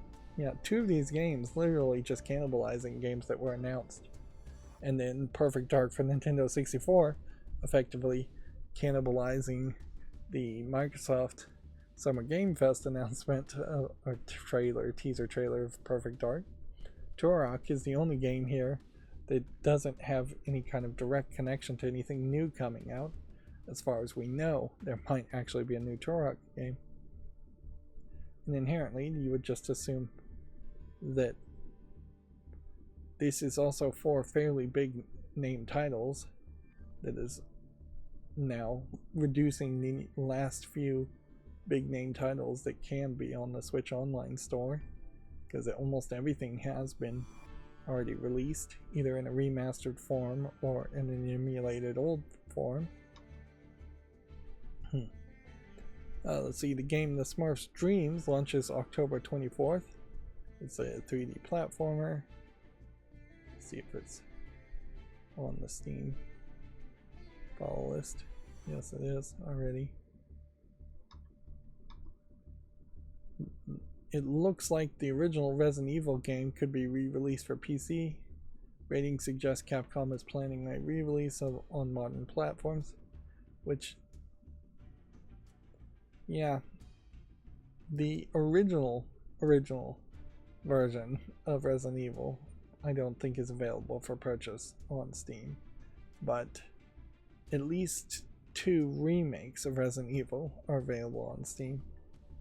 And I would almost want this to be, while I like the idea of historically releasing the original game with its ridiculous live action cutscenes intact, I would almost want this to be a mistake, a mistranslation, and that there would be a remake of Resident Evil 1 in their newest engine, so that it would make some sense to actually play Resident Evil 1. But the overall game design and level layout of Resident Evil 1 may just not translate at all to what the remakes are doing. That being said, this is a great example of how Capcom has painted themselves into a corner. They can either remake Resident Evil 1, or they can skip Resident Evil 5 and 6 and remake Resident Evil 7, which it's too early to do that, or they have to remake in one way or the other Resident Evil 5. And one way to remake it would be to completely change it and make a whole new game called Resident Evil 5, which might work. The other would be to highly change it and only slightly change what Resident Evil 5 is in a remake, but still make a decent amount of changes. I guess the third way would be to just remake the graphics completely, but not change any of the story, which I don't think they want to do that. And while they can get away with just remaking the graphics on Resident Evil 5, that Resident Evil 6 needs some major changes made to it, in my opinion, and I think most people's opinion. Sony says a second Uncharted movie is officially in the works. I believe this is Sony Pictures that said this. Well, maybe it wasn't.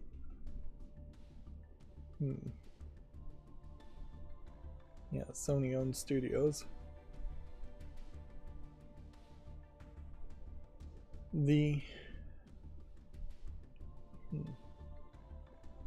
It seems kind of late to the party, and maybe the COVID pandemic slowed things down, but it seems fairly weird that you would try and make a sequel to the Uncharted movie. I sat through the Uncharted movie and didn't find anything particularly interesting about it, which probably means if I played the first Uncharted game, I'd find it kind of dull too. But yeah, 400 million at the box office maybe was considered not successful enough a few years ago, but in contrast nowadays may be considered very successful, and we could see that as Hollywood tries to maintain itself and not just completely collapses, that they may just greenlight a bunch of sequels to movies that made enough money but not as much money as they would like. Lowering expectations would be a good move, in my opinion. But I think in general, movie theaters are probably just doomed.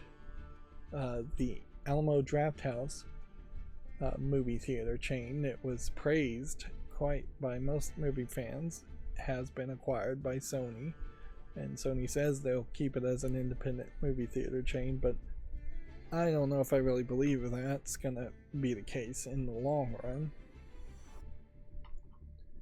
Let's see.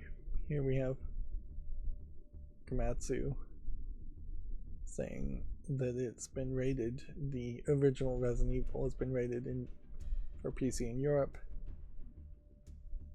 Resident Evil was technically already released for PC in 1996, but I guess it's not actually available via Steam or any digital marketplace these days. That's what Komatsu says.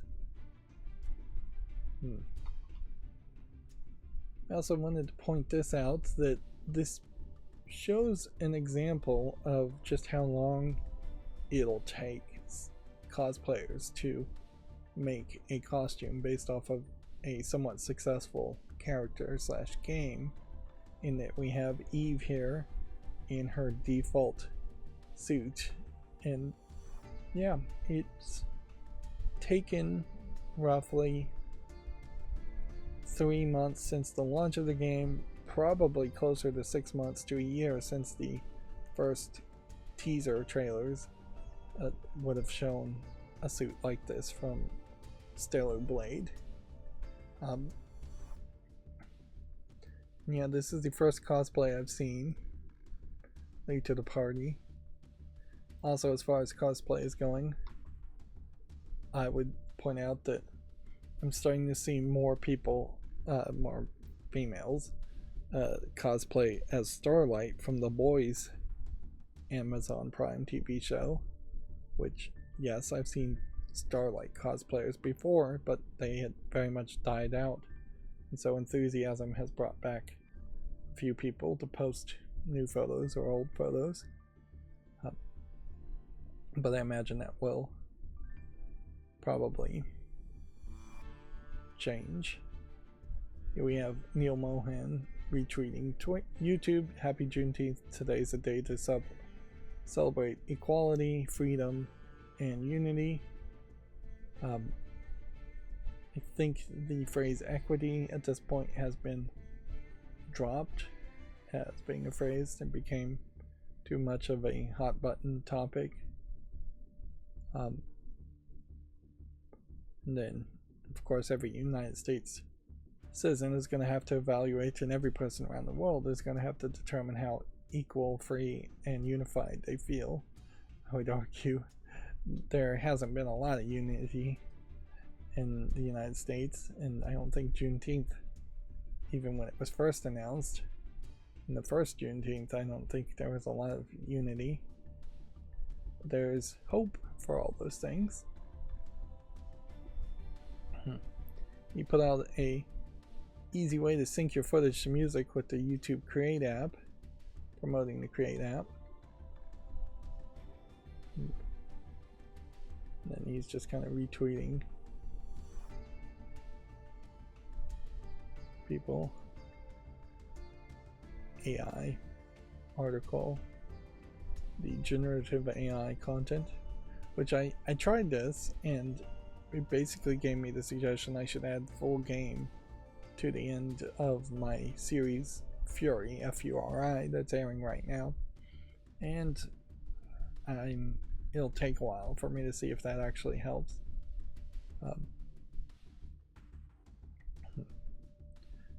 Let's see. New feature expanded the shorts topics. We're using AI to organize large comment sections on English language shorts into easily described, digestible themes so viewers can easily jump into the conversations. And then they've expanded shopping to South Korea. Haven't done anything too controversial lately, I would say, but also really haven't done anything to knock the socks off content creators lately either.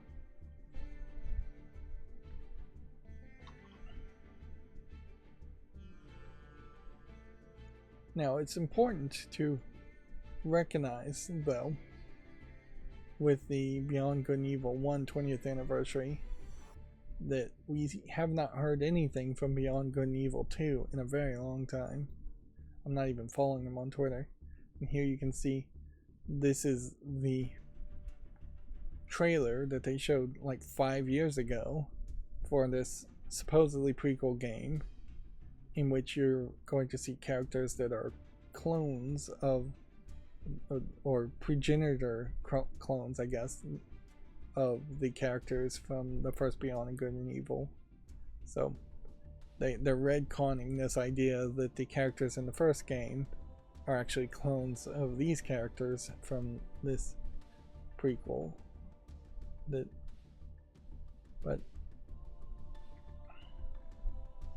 here they have just a small little animated sketch that they tweeted on June 18th, which looks nothing like the trailer. It just looks like a little comic here. Before that, the last thing they tweeted was November 29th, 2023. Like 6 months ago. And again, it's just talking about the 20th anniversary.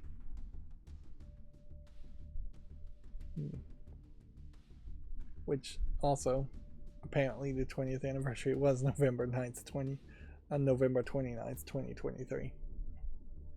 Yeah, it's crazy. So it's just Ubisoft has been doing a terrible job there. Then the tweet before November 29th goes all the way back to September 18th of 2020. And at that point, that was when Michel Ancel decided to retire from working in games, which he was supposedly the figurehead and the concept person behind Beyond Good and Evil 2. Also, it's worth remembering, if you can remember, that a big part of Beyond Good and Evil 2 was to launch this whole other website in which they were asking fans to make textures and 3D models for this game in a marketplace, and then they were going to pay probably pennies for things that really should be dollars worth of work, if not hundreds of dollars worth of work. In 2020, there was a Beyond Good and Evil film adaptation that was also supposed to be in development. I could see maybe that getting slowed down because of COVID. I could even see this being slowed down in COVID, but really it is just a case of development hell.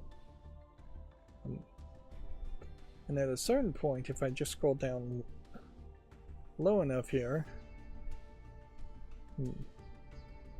we would just see the very first announcement, because Beyond Good and Evil 2 really couldn't go into like 2017, could it?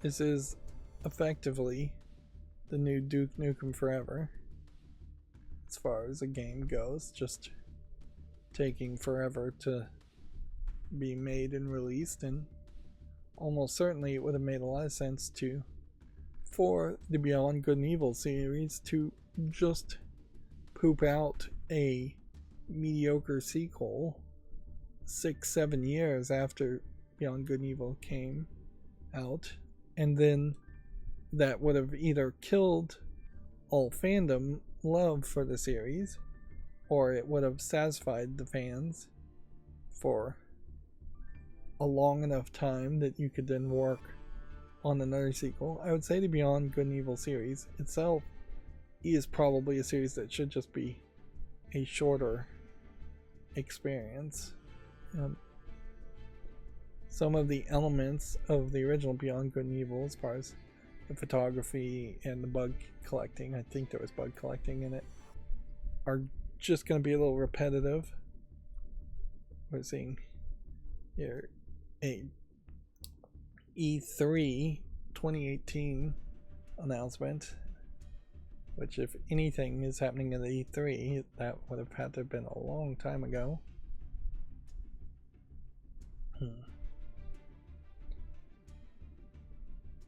But yeah, this is a lot of hype that they tried to generate that they then failed to actually do anything with. And I pity anyone who was enthusiastic in 2017 about this announcement. June 14th, 2017 is as far as this Twitter account goes. Yeah. We are now in 2024. 7 years since this announcement. The game is still not out. The game still does not have a release date or anything indicating that it would have a release date. Ubisoft has dropped the ball completely. And inherently, I think this is a great example with Ubisoft of what happens when companies do effectively just have a pile of cash from the Assassin's Creed series in this case, and don't have that level of pressure to continue to make more products. Unfortunately, under the capitalist system, that's the only thing that causes products to actually get made and released, is financial pressure, need for more profit. But yeah, so for as many times as we have had announcements, which I will say I don't think we have any layoffs to talk about today, which is somewhat surprising, but for as many times as we have seen announcements for layoffs and studios closing, at the very least we're not having this situation where games are getting announced and then never made, although that does happen. It doesn't happen anywhere as often. I don't know if it is better. It might be better if games just get announced and then they never get made, and companies do stay in business forever. But you know, from the capitalistic perspective, if I was the manager of Ubisoft, if I was the CEO, I would be fuming mad that a game was announced in 2017 and maybe there really hasn't been any work put into it. Maybe there's been less than like $10,000 actually spent working on the game, but you've done more than $10,000 worth of damage to your brand by announcing a game and not canceling it or not getting it released and finished in some way. And let's see, what was this all about? This is some kind of game rating site, but it's in an Asian language. Let's see what it says when I click English. This is the Taiwan Entertainment Software Rating Information.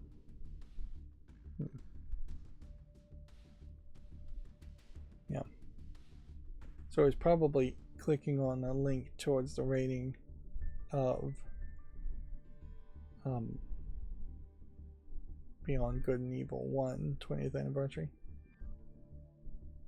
And the Taiwan rating system has a 0+, 6+, 12+, 15+, and 18+ rating, not too far. Doesn't have any sub labels. Not by the looks of it.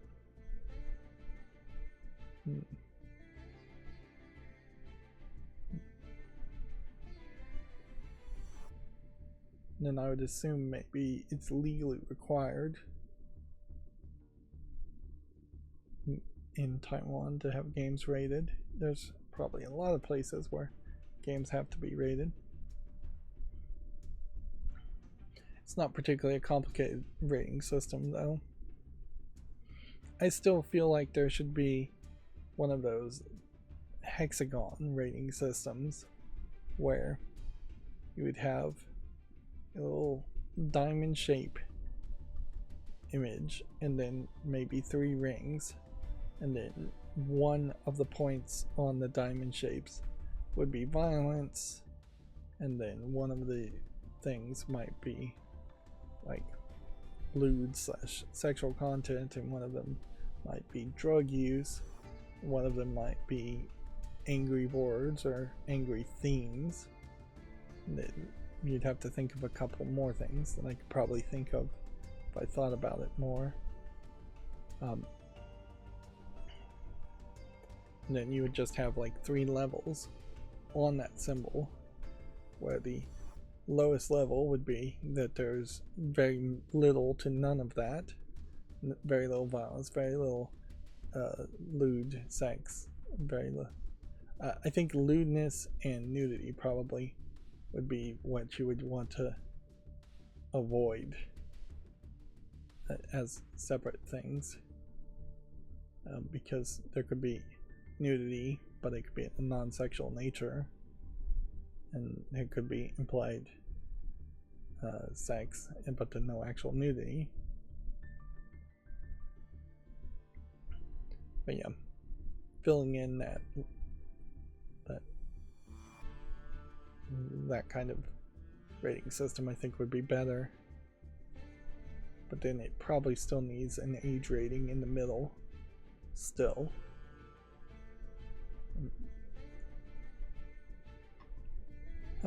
Moving on, I'm kind of just rambling.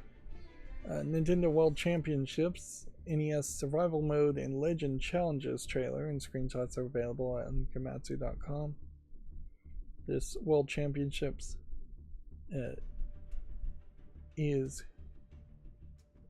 a very different game from what the original World Championships are, but it is an interesting thought to have little challenges of old NES games and try and encourage people to be better at accomplishing those challenges. Yeah, I wouldn't say give World Championships to somebody who hasn't played a bunch of NES games before though, because it probably is a little bit more segmented and a little bit more difficult. In a lot of ways, the World Championships is just Mario Maker if Nintendo made specific challenges for their specific games instead of letting fans make Mario levels.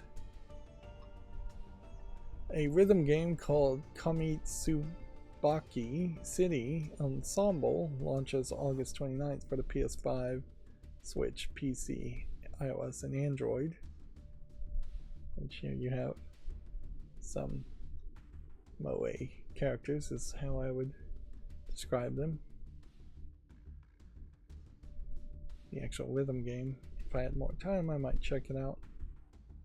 It's interesting that we're seeing an increase of Japanese games that come to Steam and iOS and Android, which those are potentially the new platforms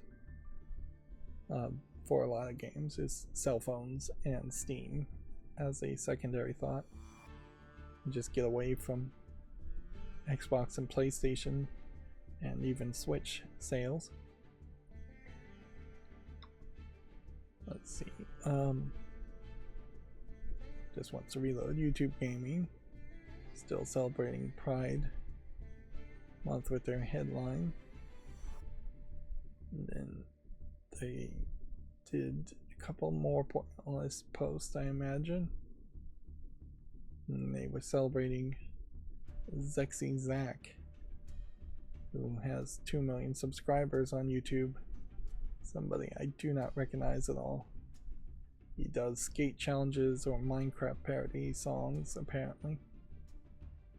And again, that just really highlights how you can just be in a very unique spot on YouTube where you may not follow any content creator that most people follow or a lot of people follow.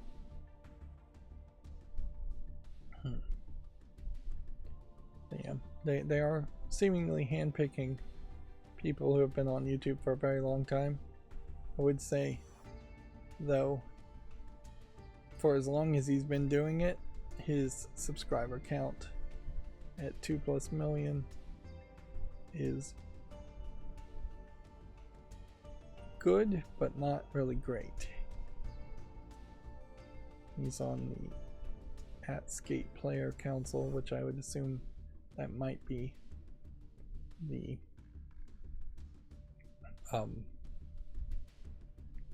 whole skate game, or that might have nothing to do with an actual skating game.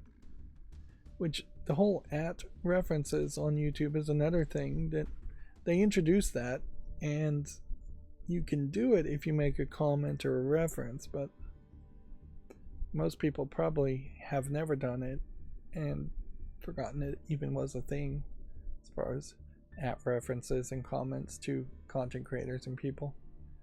Inherently, I never get the @Rydo, RYDO handle, so it's always Rydo of all, OFALL.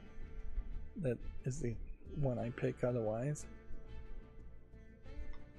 If you're gonna make a fake name, pin name, gamer tag in 2024, I would recommend making something that is a sentence and fairly long. Otherwise, you're just not going to get any of the symbols and pages you want. And then RetroArch here, LibRetro actually, which makes the RetroArch software, did something weird in that they were talking about this mod that's not really a emulator mod in any way, but a mod nonetheless for Elden Ring. Let's see, during the last 48 hours before Elden Ring's DLC hits, there is a mod from Elden Ring that significantly increases the visual fidelity of the game. And they're linking to this mod. Which, yeah, they hadn't tweeted anything since May 30th otherwise, so I guess they felt the need to tweet something there, or well, they had tweeted a new release on June 4th. But it's probably better for LibRetro to not highlight non-emulator mods, just because it's not their wheelhouse.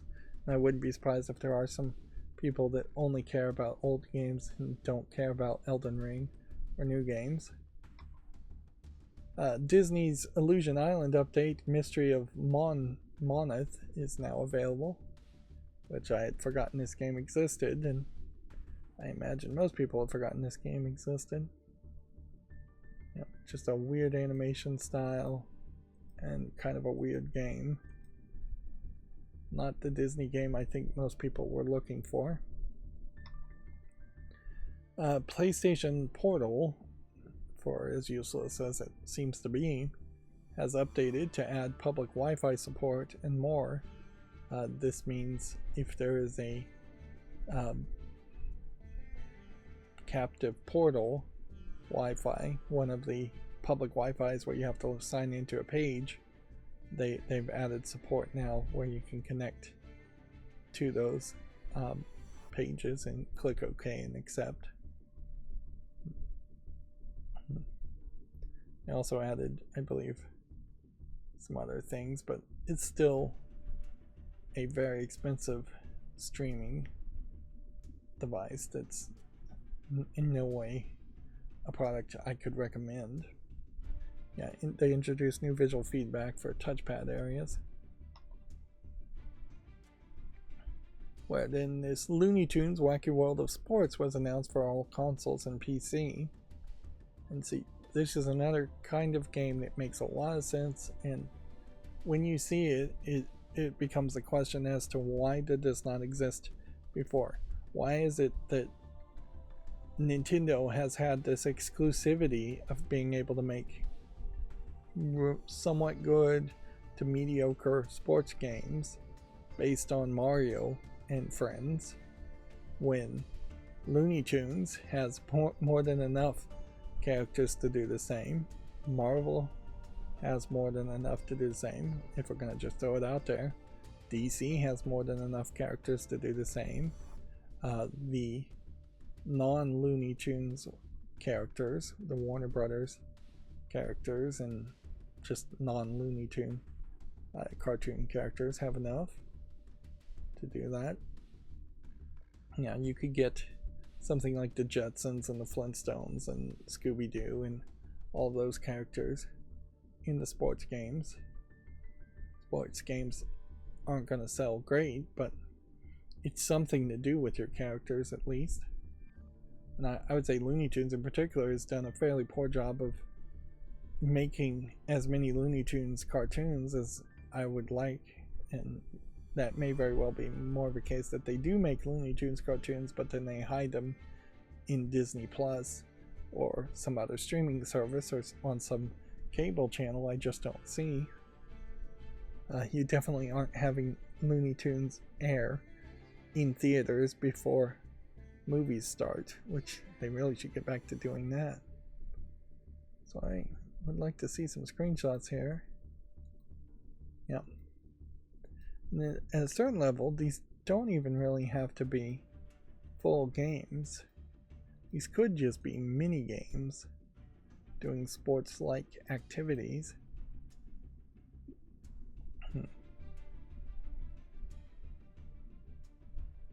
And it is an interesting, just complete twist in contrast to what Warner Brothers is doing with their Multiversus game, I believe is the name of it. And see, looking at this 48-second trailer, this is all animated. I have no idea if that means these are mini games or not.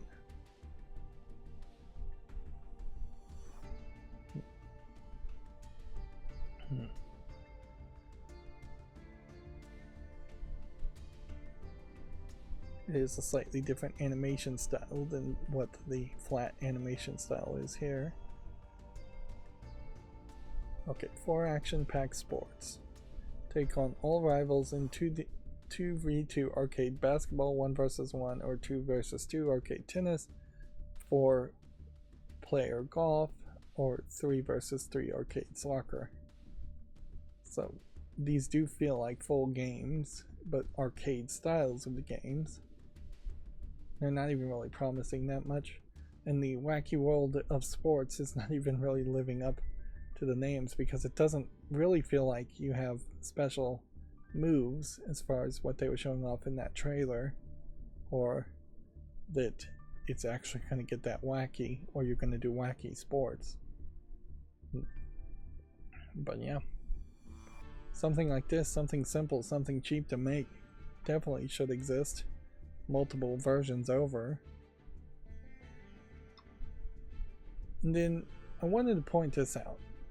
Representation matters is the phrase to say, but presentation I think matters too. And in this picture, you want to make yourself presentable always. In this picture retweeted on June 18th, posted by PAX on June 18th, I feel like either PAX is making a joke here, or there's some kind of inside joke here, or they are actively just trying to embarrass the people in these pictures, or just embarrass the gaming community altogether. Because I don't know how to describe this picture other than a group of weirdos. Let's just be kind. Like, is this a game company that makes some kind of cow game, and are they just being silly by wearing cow hats? One of which is a completely different color, one of which is not matching at all, and then one guy here in a pink wig. One assumes with a big beard. Yeah, this is just a little too far and a little too out of it. Also, if you're taking a picture, maybe take the mask down for half a second, like everybody else, and take off the sunglasses. But yeah, this post is need a spot for your community to link up at PAX West. Visit the Meetup app to learn how your group fandom friends can host a meetup at the show. So this is the picture they choose to actively say, hey, do you want to do a private meetup at PAX? This is a crazy picture to pick. And they put work into it too. It's not like they just randomly assumed some picture here. Let's see if maybe we can read. It says PAX 23 and then 3-day pass. And I can't read the rest of that, but I imagine it doesn't really say anything else. But yeah, this is just a crazy picture to choose. And then if you look at some of these other pictures, here's something reasonable. You've got like one weirdo in a wizard hat when they're playing a tabletop game. For PAX, that seems fine. Here you have what looks like mostly just normal people. You're seeing a lot of masks from 2023. Remember, PAX, or the parent company of PAX, also failed to make E3 a success, even though, in fairness, E3 also failed to make E3 a success. ESA failed to make E3 a success. But yeah, this looks like a fine group of people. This looks like a fine group of people. I'm not asking for a lot here, in that I don't think you should highlight the weirdest of weirdest people at PAX.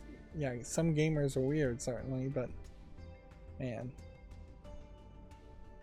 this literally is like one small step around them just having a group of furries.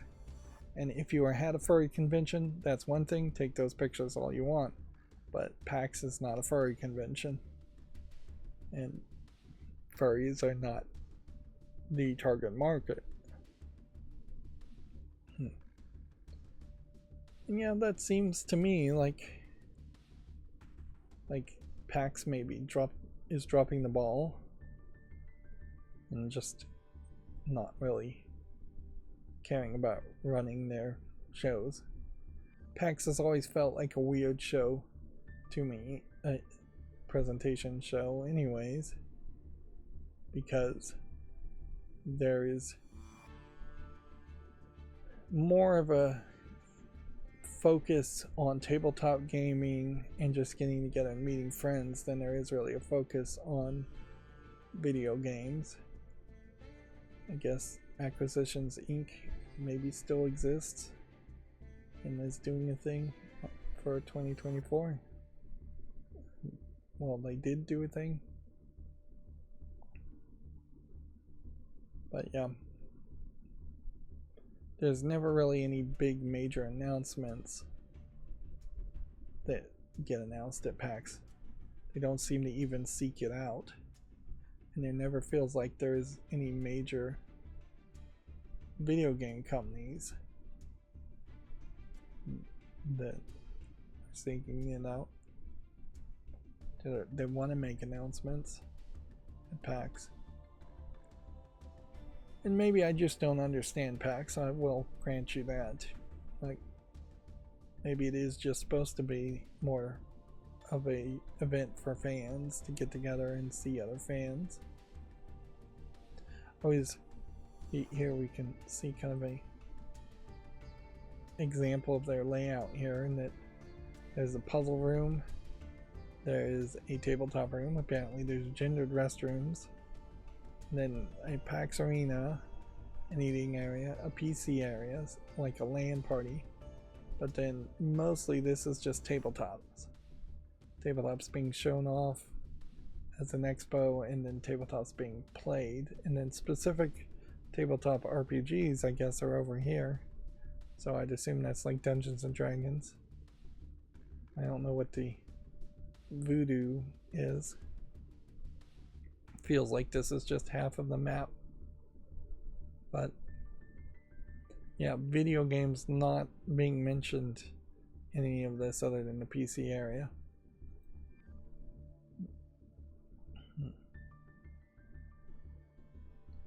Yeah. I was trying to look to see if there were any STEM showcases and presentations, maker fairs, basically. Although maker fairs are specifically run by Make Magazine, and yeah, there's a lot of them, but there isn't really enough around that you could just take a kid to see what older makers have made. And you have to go all the way back to February 29th, where it seems like they start to post about actual content other than Acquisition Inc. showing up at PAX. Some of this may also have to do with PAX East versus PAX West. And yeah, I'm not going to hate on somebody doing a decent job of cosplaying as a character at PAX. But your characters need to be fairly recognizable. And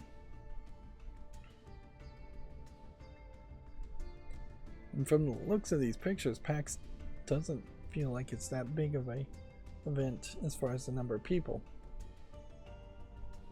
Anyways, so, but yeah, that one picture definitely rubbed me the wrong way, as far as just, that's a little extreme to have such a silly picture when you're trying to make a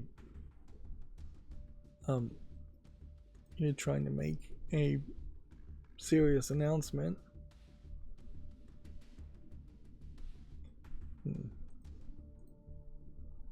I'm scrolling down my Twitter feed to see if there's any new news. There's more news articles, but I'm gonna have to jump around to another window.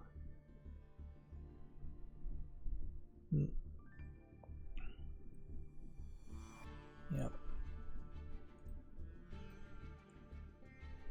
Let's see. Amazon Luna has added games from Good Old Games and launched in 3 more countries. Which, okay. The Jackbox games, known at one point to be fairly inappropriate, here they're advertising a naughty pack, is also doing Pride Month content incoming. Which, yeah, I guess you can do that.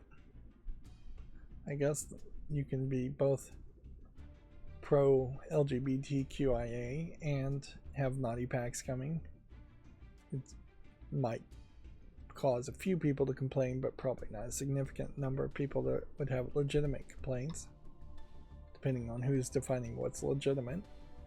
Also, I haven't played Time Splitters, but I know there is a rabid cult following for Time Splitters, so I imagine they are losing their heads in that Time Splitters may be coming to PlayStation Plus as a port for PS4 and PS5. This Taiwanese rating, that's why I clicked on the link to the Taiwanese rating board. Yep. I think I could probably pretty easily confuse Time Splitters though with a another game, which would be the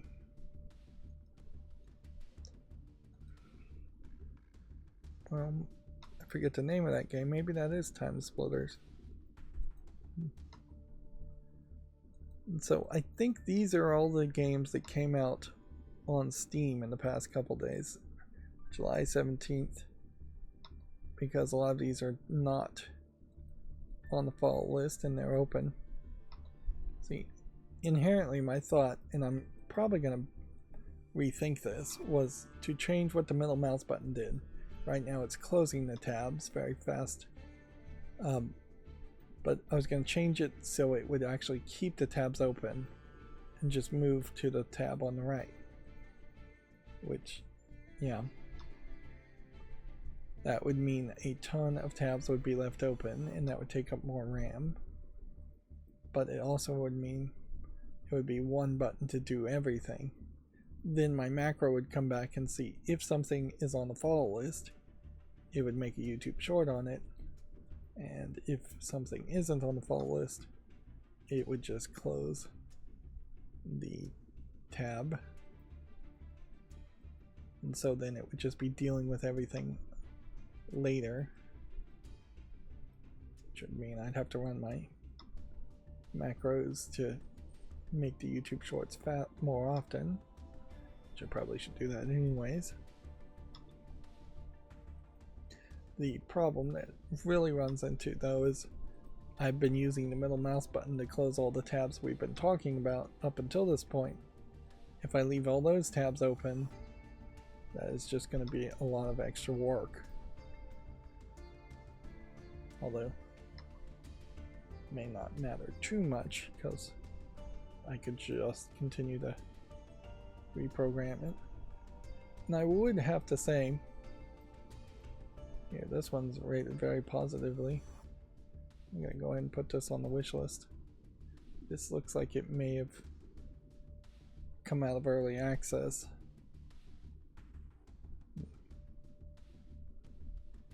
Recently. Do I want to make a new YouTube short on it? Well, I wouldn't at this point because if I'm putting it on the wish list, it wouldn't have the follow button. The problem that makes this more difficult to program for is this is not actually a checkbox in HTML coding. What they are doing is there is a follow button and then hidden behind, right here between the follow and the ignore button is a following button.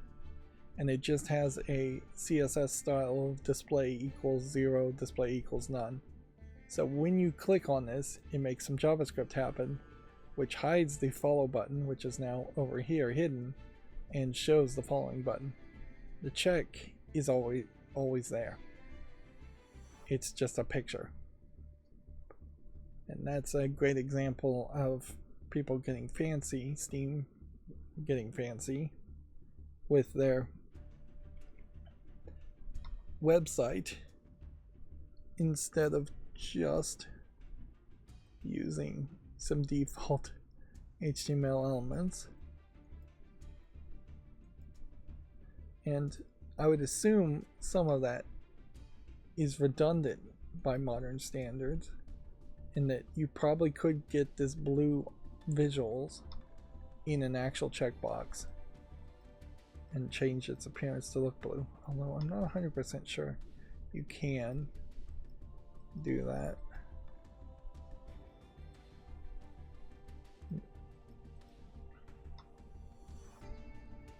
But yeah, most big websites are written very cryptically, either A, because people are very bad at I'm trying to figure out, is this a visual novel or yeah, this is some kind of weird game, and I don't buy it, so I'm not gonna make a YouTube short on it. We have PAX Die being mixed reviewed. Let's see. So it's not being received particularly well. unfortunately for them.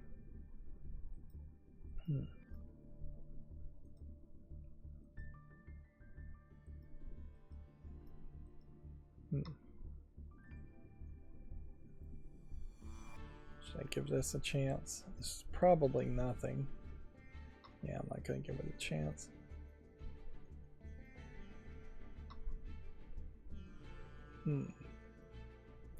Alright, and unfortunately, I'm going to have to take a break, and it's pointless to just sit here and try this. We're jumping all over the place. So I'm going to pause the recording, take a little bit of a break, and I'll be right back. Okay, I'm back. That was less of a break for today, but hopefully I won't have to take another. Yeah. I still really haven't felt or figured out a way to break up these streams, and like, this is interesting. This is similar to the other game that was just announced where you are always looking at a Game Boy, but I imagine this isn't that same concept. I imagine this is just Game Boy games, or something that looks like Game Boy games. And usually I wouldn't make a YouTube short around Game Boy games. And this is like a beat up Ghost Survivors games, and I just don't think that's gonna work. It's too many ghosts all in one place, too much flashy neon.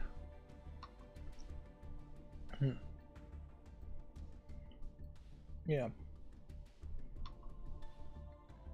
The catch-22 here. Here's Crime Boss, including all DLC for free. Well then, why is it separated out, I wonder?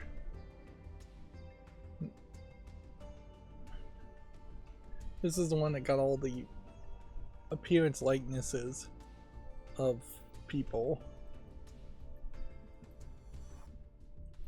You probably spent too much money on that. I wouldn't be surprised if this game also gets taken down because they have to renew licenses. It seems like it's single player in part. But yeah, I am in this catch-22 where YouTube only puts out announcements and promotions for up to 3 things that have to be somewhat separated by at least an hour in each premiere announcement. And then I have YouTube Shorts that come out, and there's usually going to be at least 3 of those at the end of the evening, and I don't care if those don't get premiere notifications, even though they seem to get them regardless. But the pre-recorded footage I want more people to watch, and the stream I want more people to watch. But if I was to break up the stream, which is way too long, even at 3 hours, when we're consistently, this probably deserves more attention than I'm going to give it, but whatever.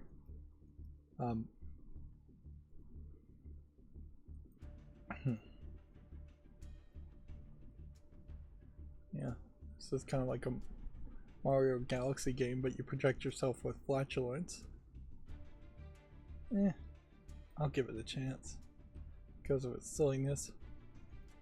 But yeah, if I was to break up the 3-hour stream, I don't know how I really would do that. See, I'd almost have to go in the opposite. And here we have another banana clicker style game, I'm sure. Another scam game where maybe this is somebody made a quick and dirty game as an advertisement for Tavern Manager Simulator, but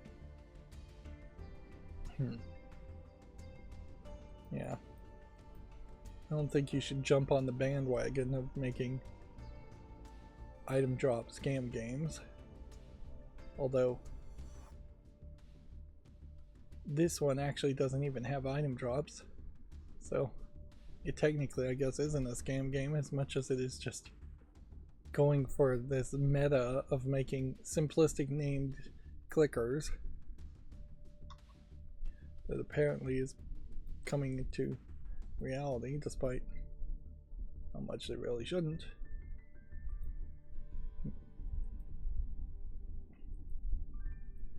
Now, I'd almost think that it would have to be a backward situation where my warm-up section of a live stream, the first 30 minutes to an hour, the part where I'm playing Yu-Gi-Oh, would be on the recording but not on the stream,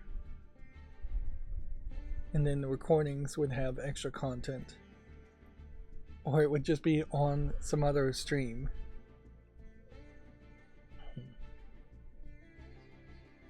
Yeah, and none of that really makes any sense to me. I mean, that really sounds ridiculous. Whichever way you go with it, that all the content really should be on the live stream in my mind. And I can't break up the live streams unless I was going to start another channel and jump between channels, which that would be a nightmare and pointless on a small content creator's perspective.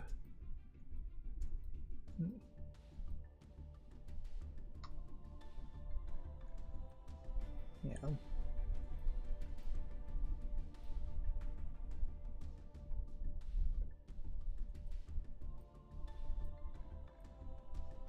This is an interesting art style.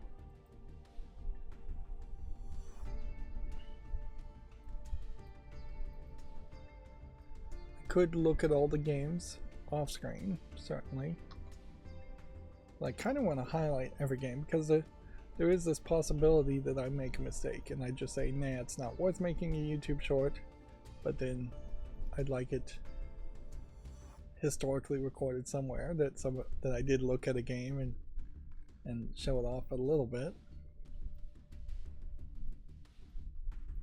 Inherently, a lot of this is just that what I'm offering is not what people are expecting, even in like the first 10 seconds, 20 seconds of these streams.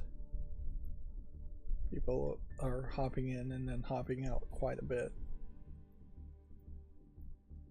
And it's one person watching for 3 hours only counters the average watch time up by maybe 20 minutes, 40 minutes, because there will inevitably be 5 other people who only watch for 10 seconds. And that is just the inherent problem with being a small content creator on YouTube, is that the average watch time is the tyranny of the masses. It's the tyranny of the unenthusiastic and the uninvolved and uninterested. The algorithm has always been very bad about finding the right audience for the right content, and instead very much tries to train the audience to be the right audience for the content that the algorithm wants to promote. There are definitely entire paths and styles of videos that I watch only because the algorithm has pushed me into getting accustomed to watching them, whereas I would have not actively chosen to watch them otherwise.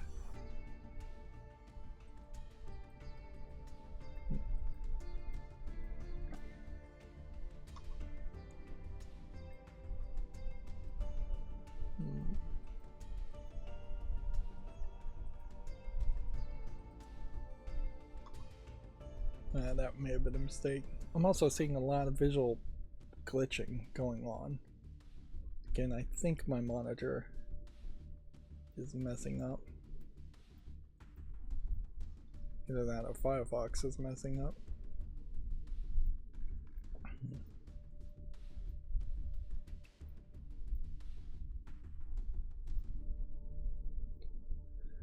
Yeah, in a lot of ways, these live streams every Monday, Wednesday, and Friday are equivalent to what you would do on a 24-hour news channel, where they are talking about quite a bit of stuff for 3 or 4 hours, worth of actual content in the 24-hour cycle, which really, even saying a 24-hour news channel is not really accurate. Most of them channels are now closer to 12-hour news channels, and then 12 hours of repeating the exact same thing or showing something completely not news related at all.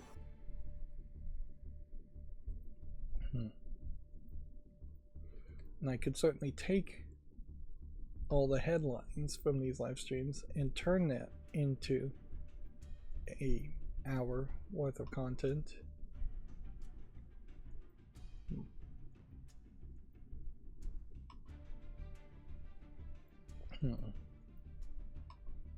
After the fact, but it would be yet another hour of work for me.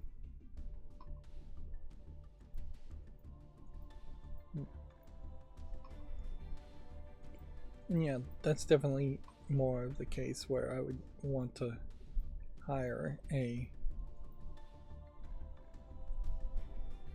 editor to edit me down. Like I definitely could see an editor taking each of these live streams, editing it down into more tight clips. Does this support English? Not really seeing a lot of evidence to that fact. I'm gonna assume it really doesn't. Some of these games are already on the fall list.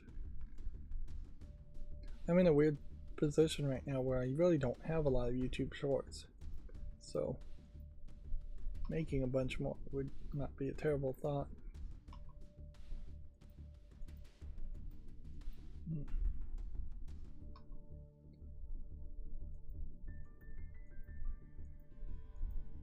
I'll give this a chance.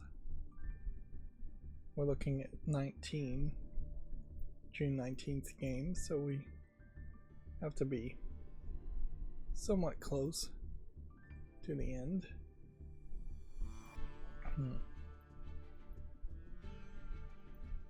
And yeah, as we approach towards the 19th, we're seeing more interesting games where it has been fairly empty as far as games worth actually mentioning in the past couple streams with all the big announcements.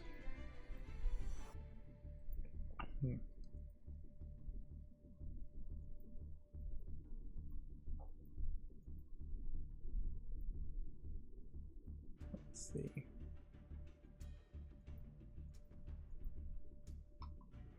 No, I haven't gotten any comments on any of these YouTube shorts for games that were just like absolutely hated. I don't think anybody is gonna actively search out a game on Steam or on YouTube, a video of a game on YouTube to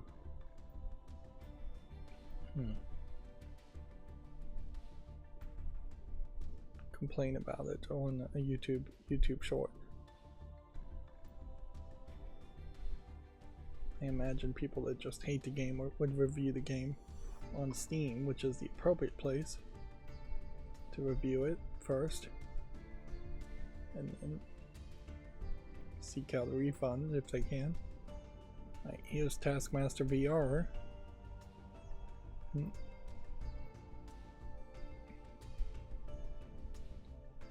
The thing about this that's going to irritate, I think, a lot of people is that it's going to be a VR only game, whereas it probably would have made a lot more sense for them to have a non-VR version playable.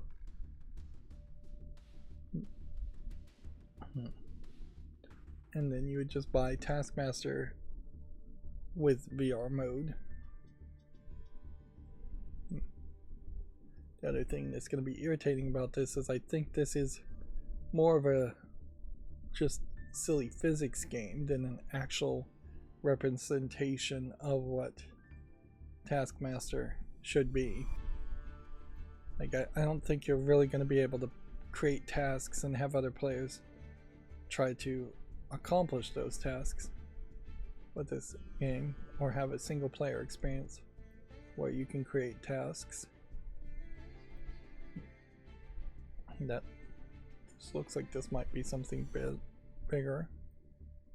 Here we have another RPG Maker style game with a anime style or fantasy style ladies. I'd say it's more fantasy than anime. Yeah, a lot has changed certainly. It used to be fairly acceptable to have a barbarian style, super muscly, bikini laden fantasy girl on the cover of your games, and nowadays that just comes off as crass and sexist. Yeah. Particularly in the United States, the idea of like celebrating the human form, the human body, the female form, has been completely lost as even being something that's considered acceptable. We've somewhat regressed in the ideas of different ways arts can express itself into more of a conservative perspective.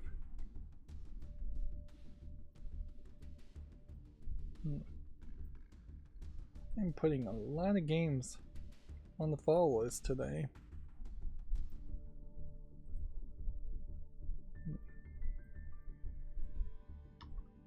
So this really is going to be one of those cases too where if I had left every single tab open, it's just going to take up way too much RAM.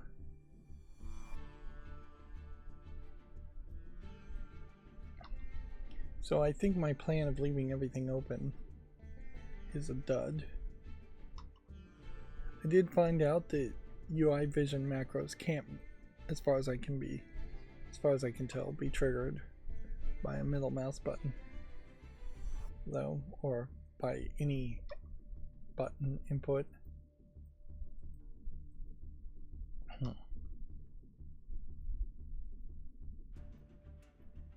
So yeah. It's probably wiser just to leave things as it is and well enough alone.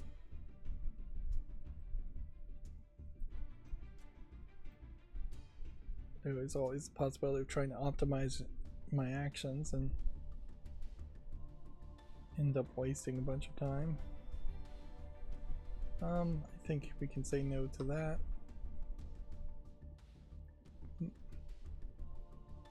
I'll give that a chance because that looks weird enough.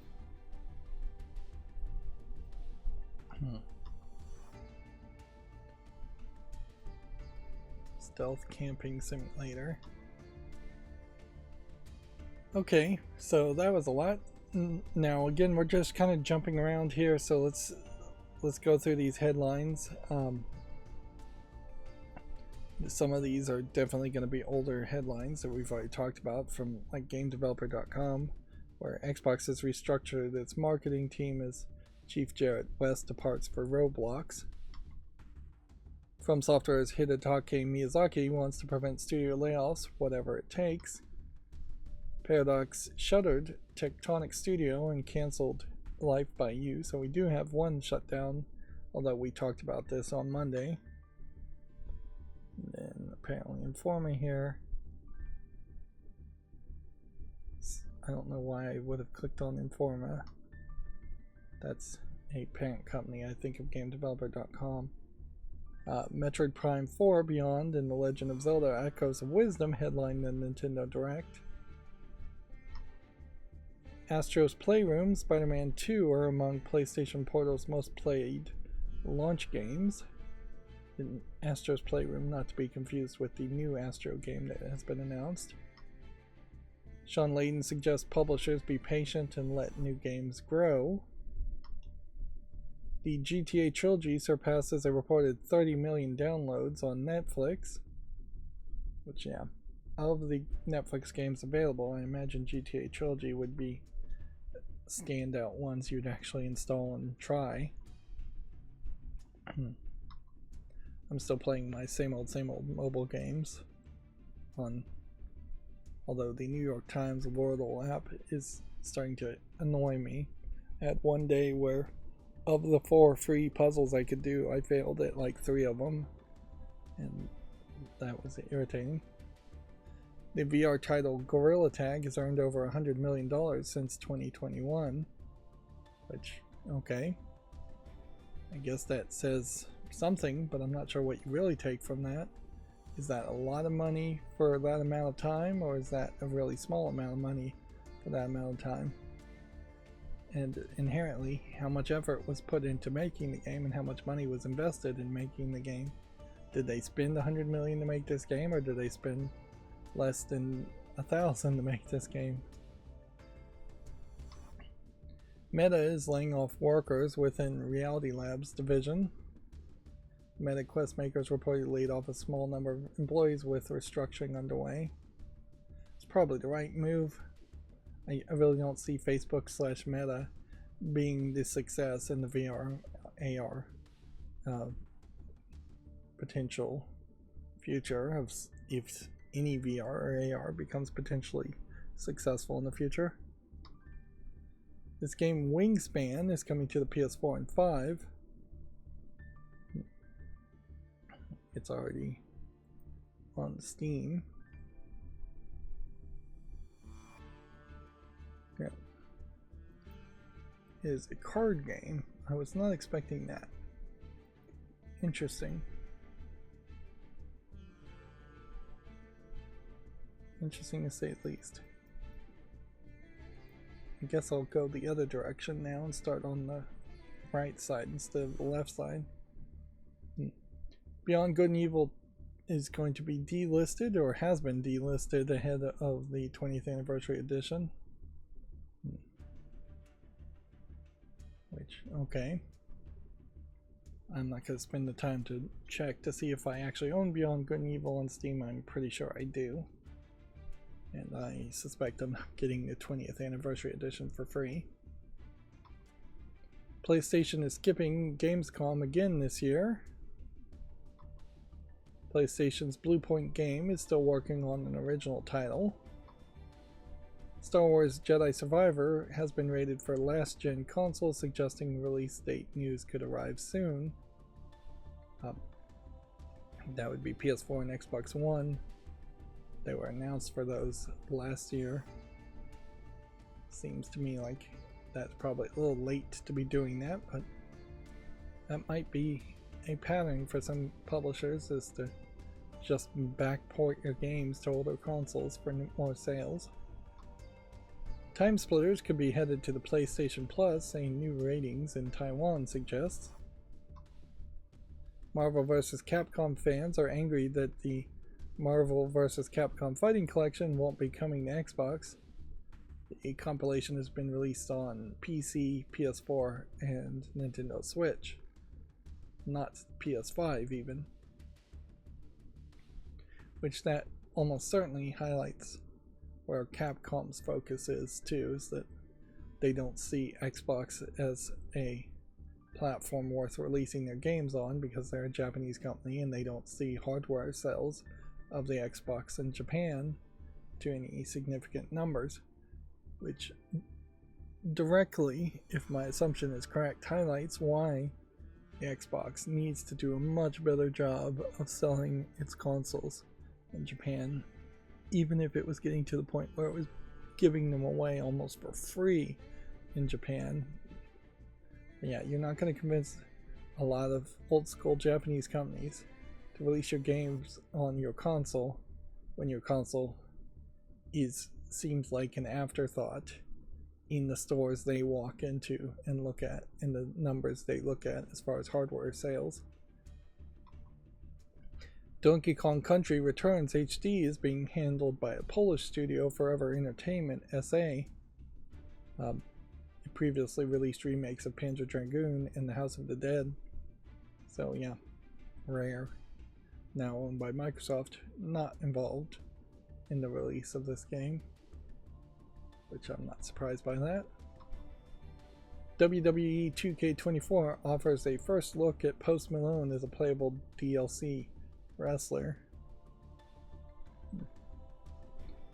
I often wonder when I see someone this tatted up, as far as just, was there ever a point where they realized they'd gone too far on the tattoos?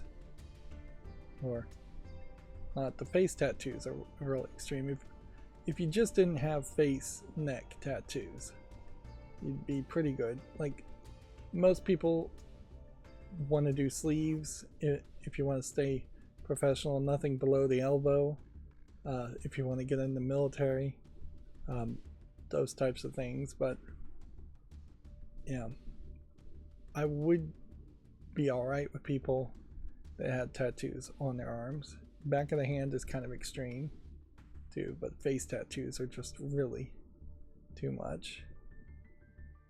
But then also, I always think when I see these kinds of tattoos, when they're so deeply inked, is it possibly a case that this person had just a bunch of like gang tattoos or racist tattoos, and then they did a cover-up on those tattoos when they had a change of heart, change of life, which at that point it becomes more admirable, although now you can just get the tattoos removed. This is interesting. The screenshot here says, please don't try this at home.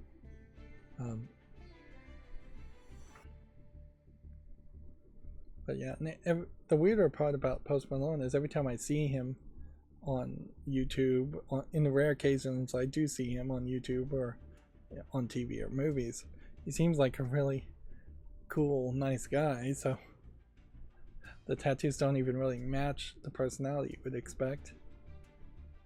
Moving on, Dragon Quest III HD 2D Remake Studio says it regrets announcing the game so early. Fallout 1 and 2 won't be getting remade, Todd Howard says. This is something I already talked about, but it does point out a problem still that's happening at Microsoft, in that Larry Herb needs to smack a muzzle on everybody and not tell them specifically what they can say and what specifically they can't say, and all communications really should go through Larry Herb anyways, because even if it is a case that Larry Herb has specifically told Todd Howard that Fallout 1 and 2 aren't getting remade, maybe that's just something Larry Herb would be telling Todd Howard and not actually the truth.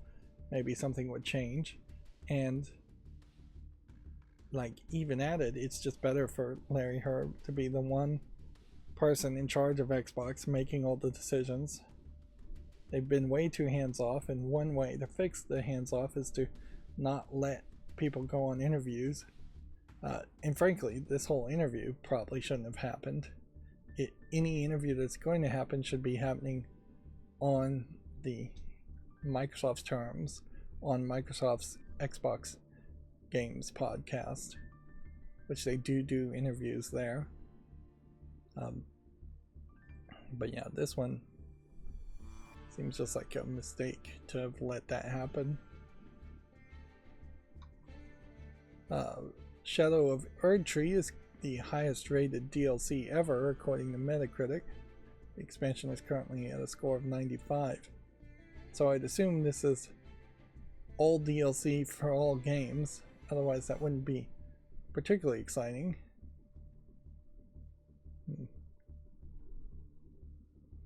Yeah, for as much as people seem to love Elden Ring, weirdly, I still know absolutely nothing about the game.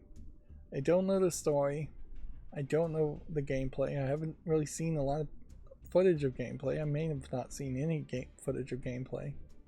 It's odd how little I know about a game that I know is well received. Paradox is closing its Tectonic studio following Life by You's cancellation. Studio, which employed 24 people, that's not really that many, was founded in 2019 and headed by former Sims boss Rod Humble. I wonder if this is really a case once again where Rod was the linchpin and he is just no longer seen in high esteem by Paradox or no longer works there at all. Yeah. In the same way that Tango Gameworks felt like it was just the CEO that Microsoft cared about. That definitely is the case. You look at it in the crediting policies and the way people get credited and the way a lot of people don't get credited in video games. It is very much that the big name, the celebrity director equivalent, gets all the attention and all the concern, and anyone who is below the celebrity director, like Todd Howard, is just a unnamed peon as far as both upper management is concerned and as far as gamers are concerned. Again, I think somebody should make a website that is an IMDb for video game creators. That way people can get credited and you could follow creators a lot better.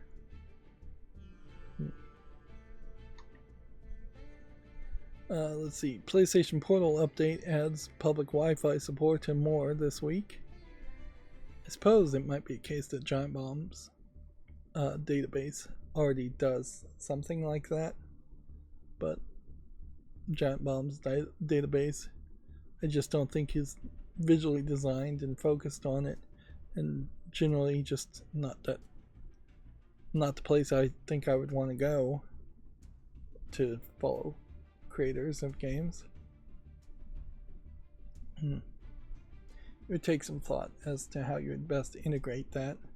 You would probably want some kind of plugin that scans your personal profile on Steam to see all the games you've played, to make those kinds of connections as to who worked on what games that you liked. Because you really would have to take the hand of people, players, gamers, and say, hey, you've played 8 games and this person worked on all 8 of these games. This guy is a major factor, not the only factor, but a major factor as to the content you've enjoyed. You should follow him, not Todd Howard, not Phil Spencer, not Xbox, not PlayStation, not Nintendo. Anyways, moving on. We already talked about the PlayStation Portal update adding public Wi-Fi support and more this week. PlayStation Plus is having a free online multiplayer weekend this weekend. Beyond Good and Evil 20th Anniversary Edition reveal is coming tomorrow on Thursday, the 20th, June the 20th. Lego Horizon Adventure gets its first Nintendo Switch trailer. Ace Attorney Investigations Collection is coming to the Switch. Is this already available on Steam? As far as I can tell. No, it can't be, because this is also the first time that Ace Attorney Investigations 2 is going to be released in English. Gallery for Metroid Prime 4 Beyond.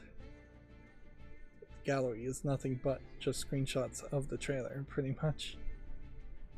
Which is kind of pointless for Video Games Chronicle to make a gallery based off of that, instead of being given a press packet of screenshots from a different section of the game. Nintendo finally reveals Metroid Prime 4 with a 2025 release date. The game was first announced in 2017. Marvel vs. Capcom Fighting Collection Arcade Classics was announced for Switch. The update here says the collection of 7 classic fighting games is coming to Switch, PS4, and Steam this year. I don't believe they have a link to a Steam page though. Stray is officially coming to Nintendo Switch. Zelda Echoes of Wisdom is a new 2D adventure starring the princess. Super Mario Party Jamboree is coming to the Switch this year. Dragon Quest III HD 2D Remake 1 and 2 HD 2D Remake announced. Dragon Quest III was dated. Perfect Dark, Turok, and more coming to the Nintendo Switch Online today, or yesterday. Donkey Kong Country Returns HD is coming to the Nintendo Switch. Final Fantasy creator Fantasian Neo Dimension has been announced for the Switch. It's also bringing it to the PS4 and 5, Xbox Series X and S, and PC in this winter.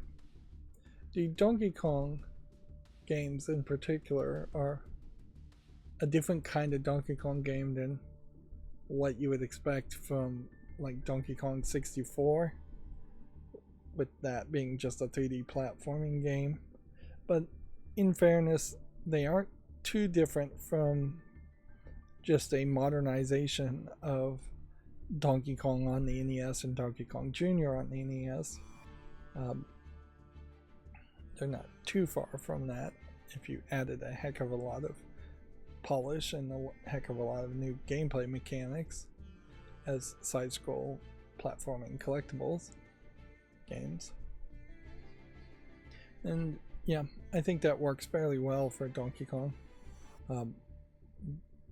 games too, to have them running and jumping side-scrolling. That doesn't speak in any way to Diddy Kong Adventures, which there is a room, I think, probably not trying to promote Diddy Kong, but there's room to make a game like that where you're driving around collecting a bunch of balloons to unlock more races, and you're doing a bunch of races with both airplanes and go-karts and hoverboats. Yeah, there definitely is room to make something like that, although racing games are always weird about how successful they really are.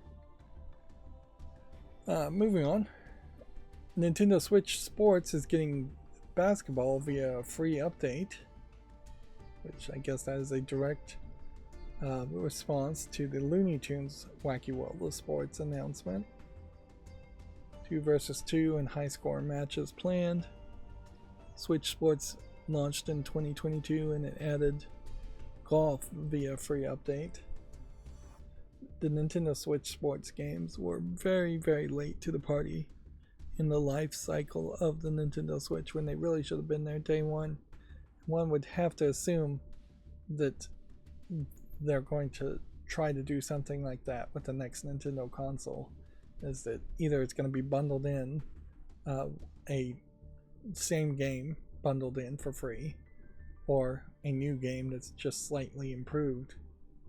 Of course, that inherently questions whether the Joy-Cons are going to be about the same if all of a sudden you don't have that Wiimote waggle functionality and you have something more gyro focused, or just no physical movement being detected at all. A sports game has a lot less value at that point. Mario and Luigi Brothership has been announced for the Switch. It is the first new entry in the Mario and Luigi series for almost 9 years. Mario Luigi RPG series being one of at least 3, possibly 4 or 5 RPG series that Mario gets into. It's a lot. It definitely highlights also where Nintendo could spread the love a little bit more and have different characters be in some of these games other than Mario and Luigi.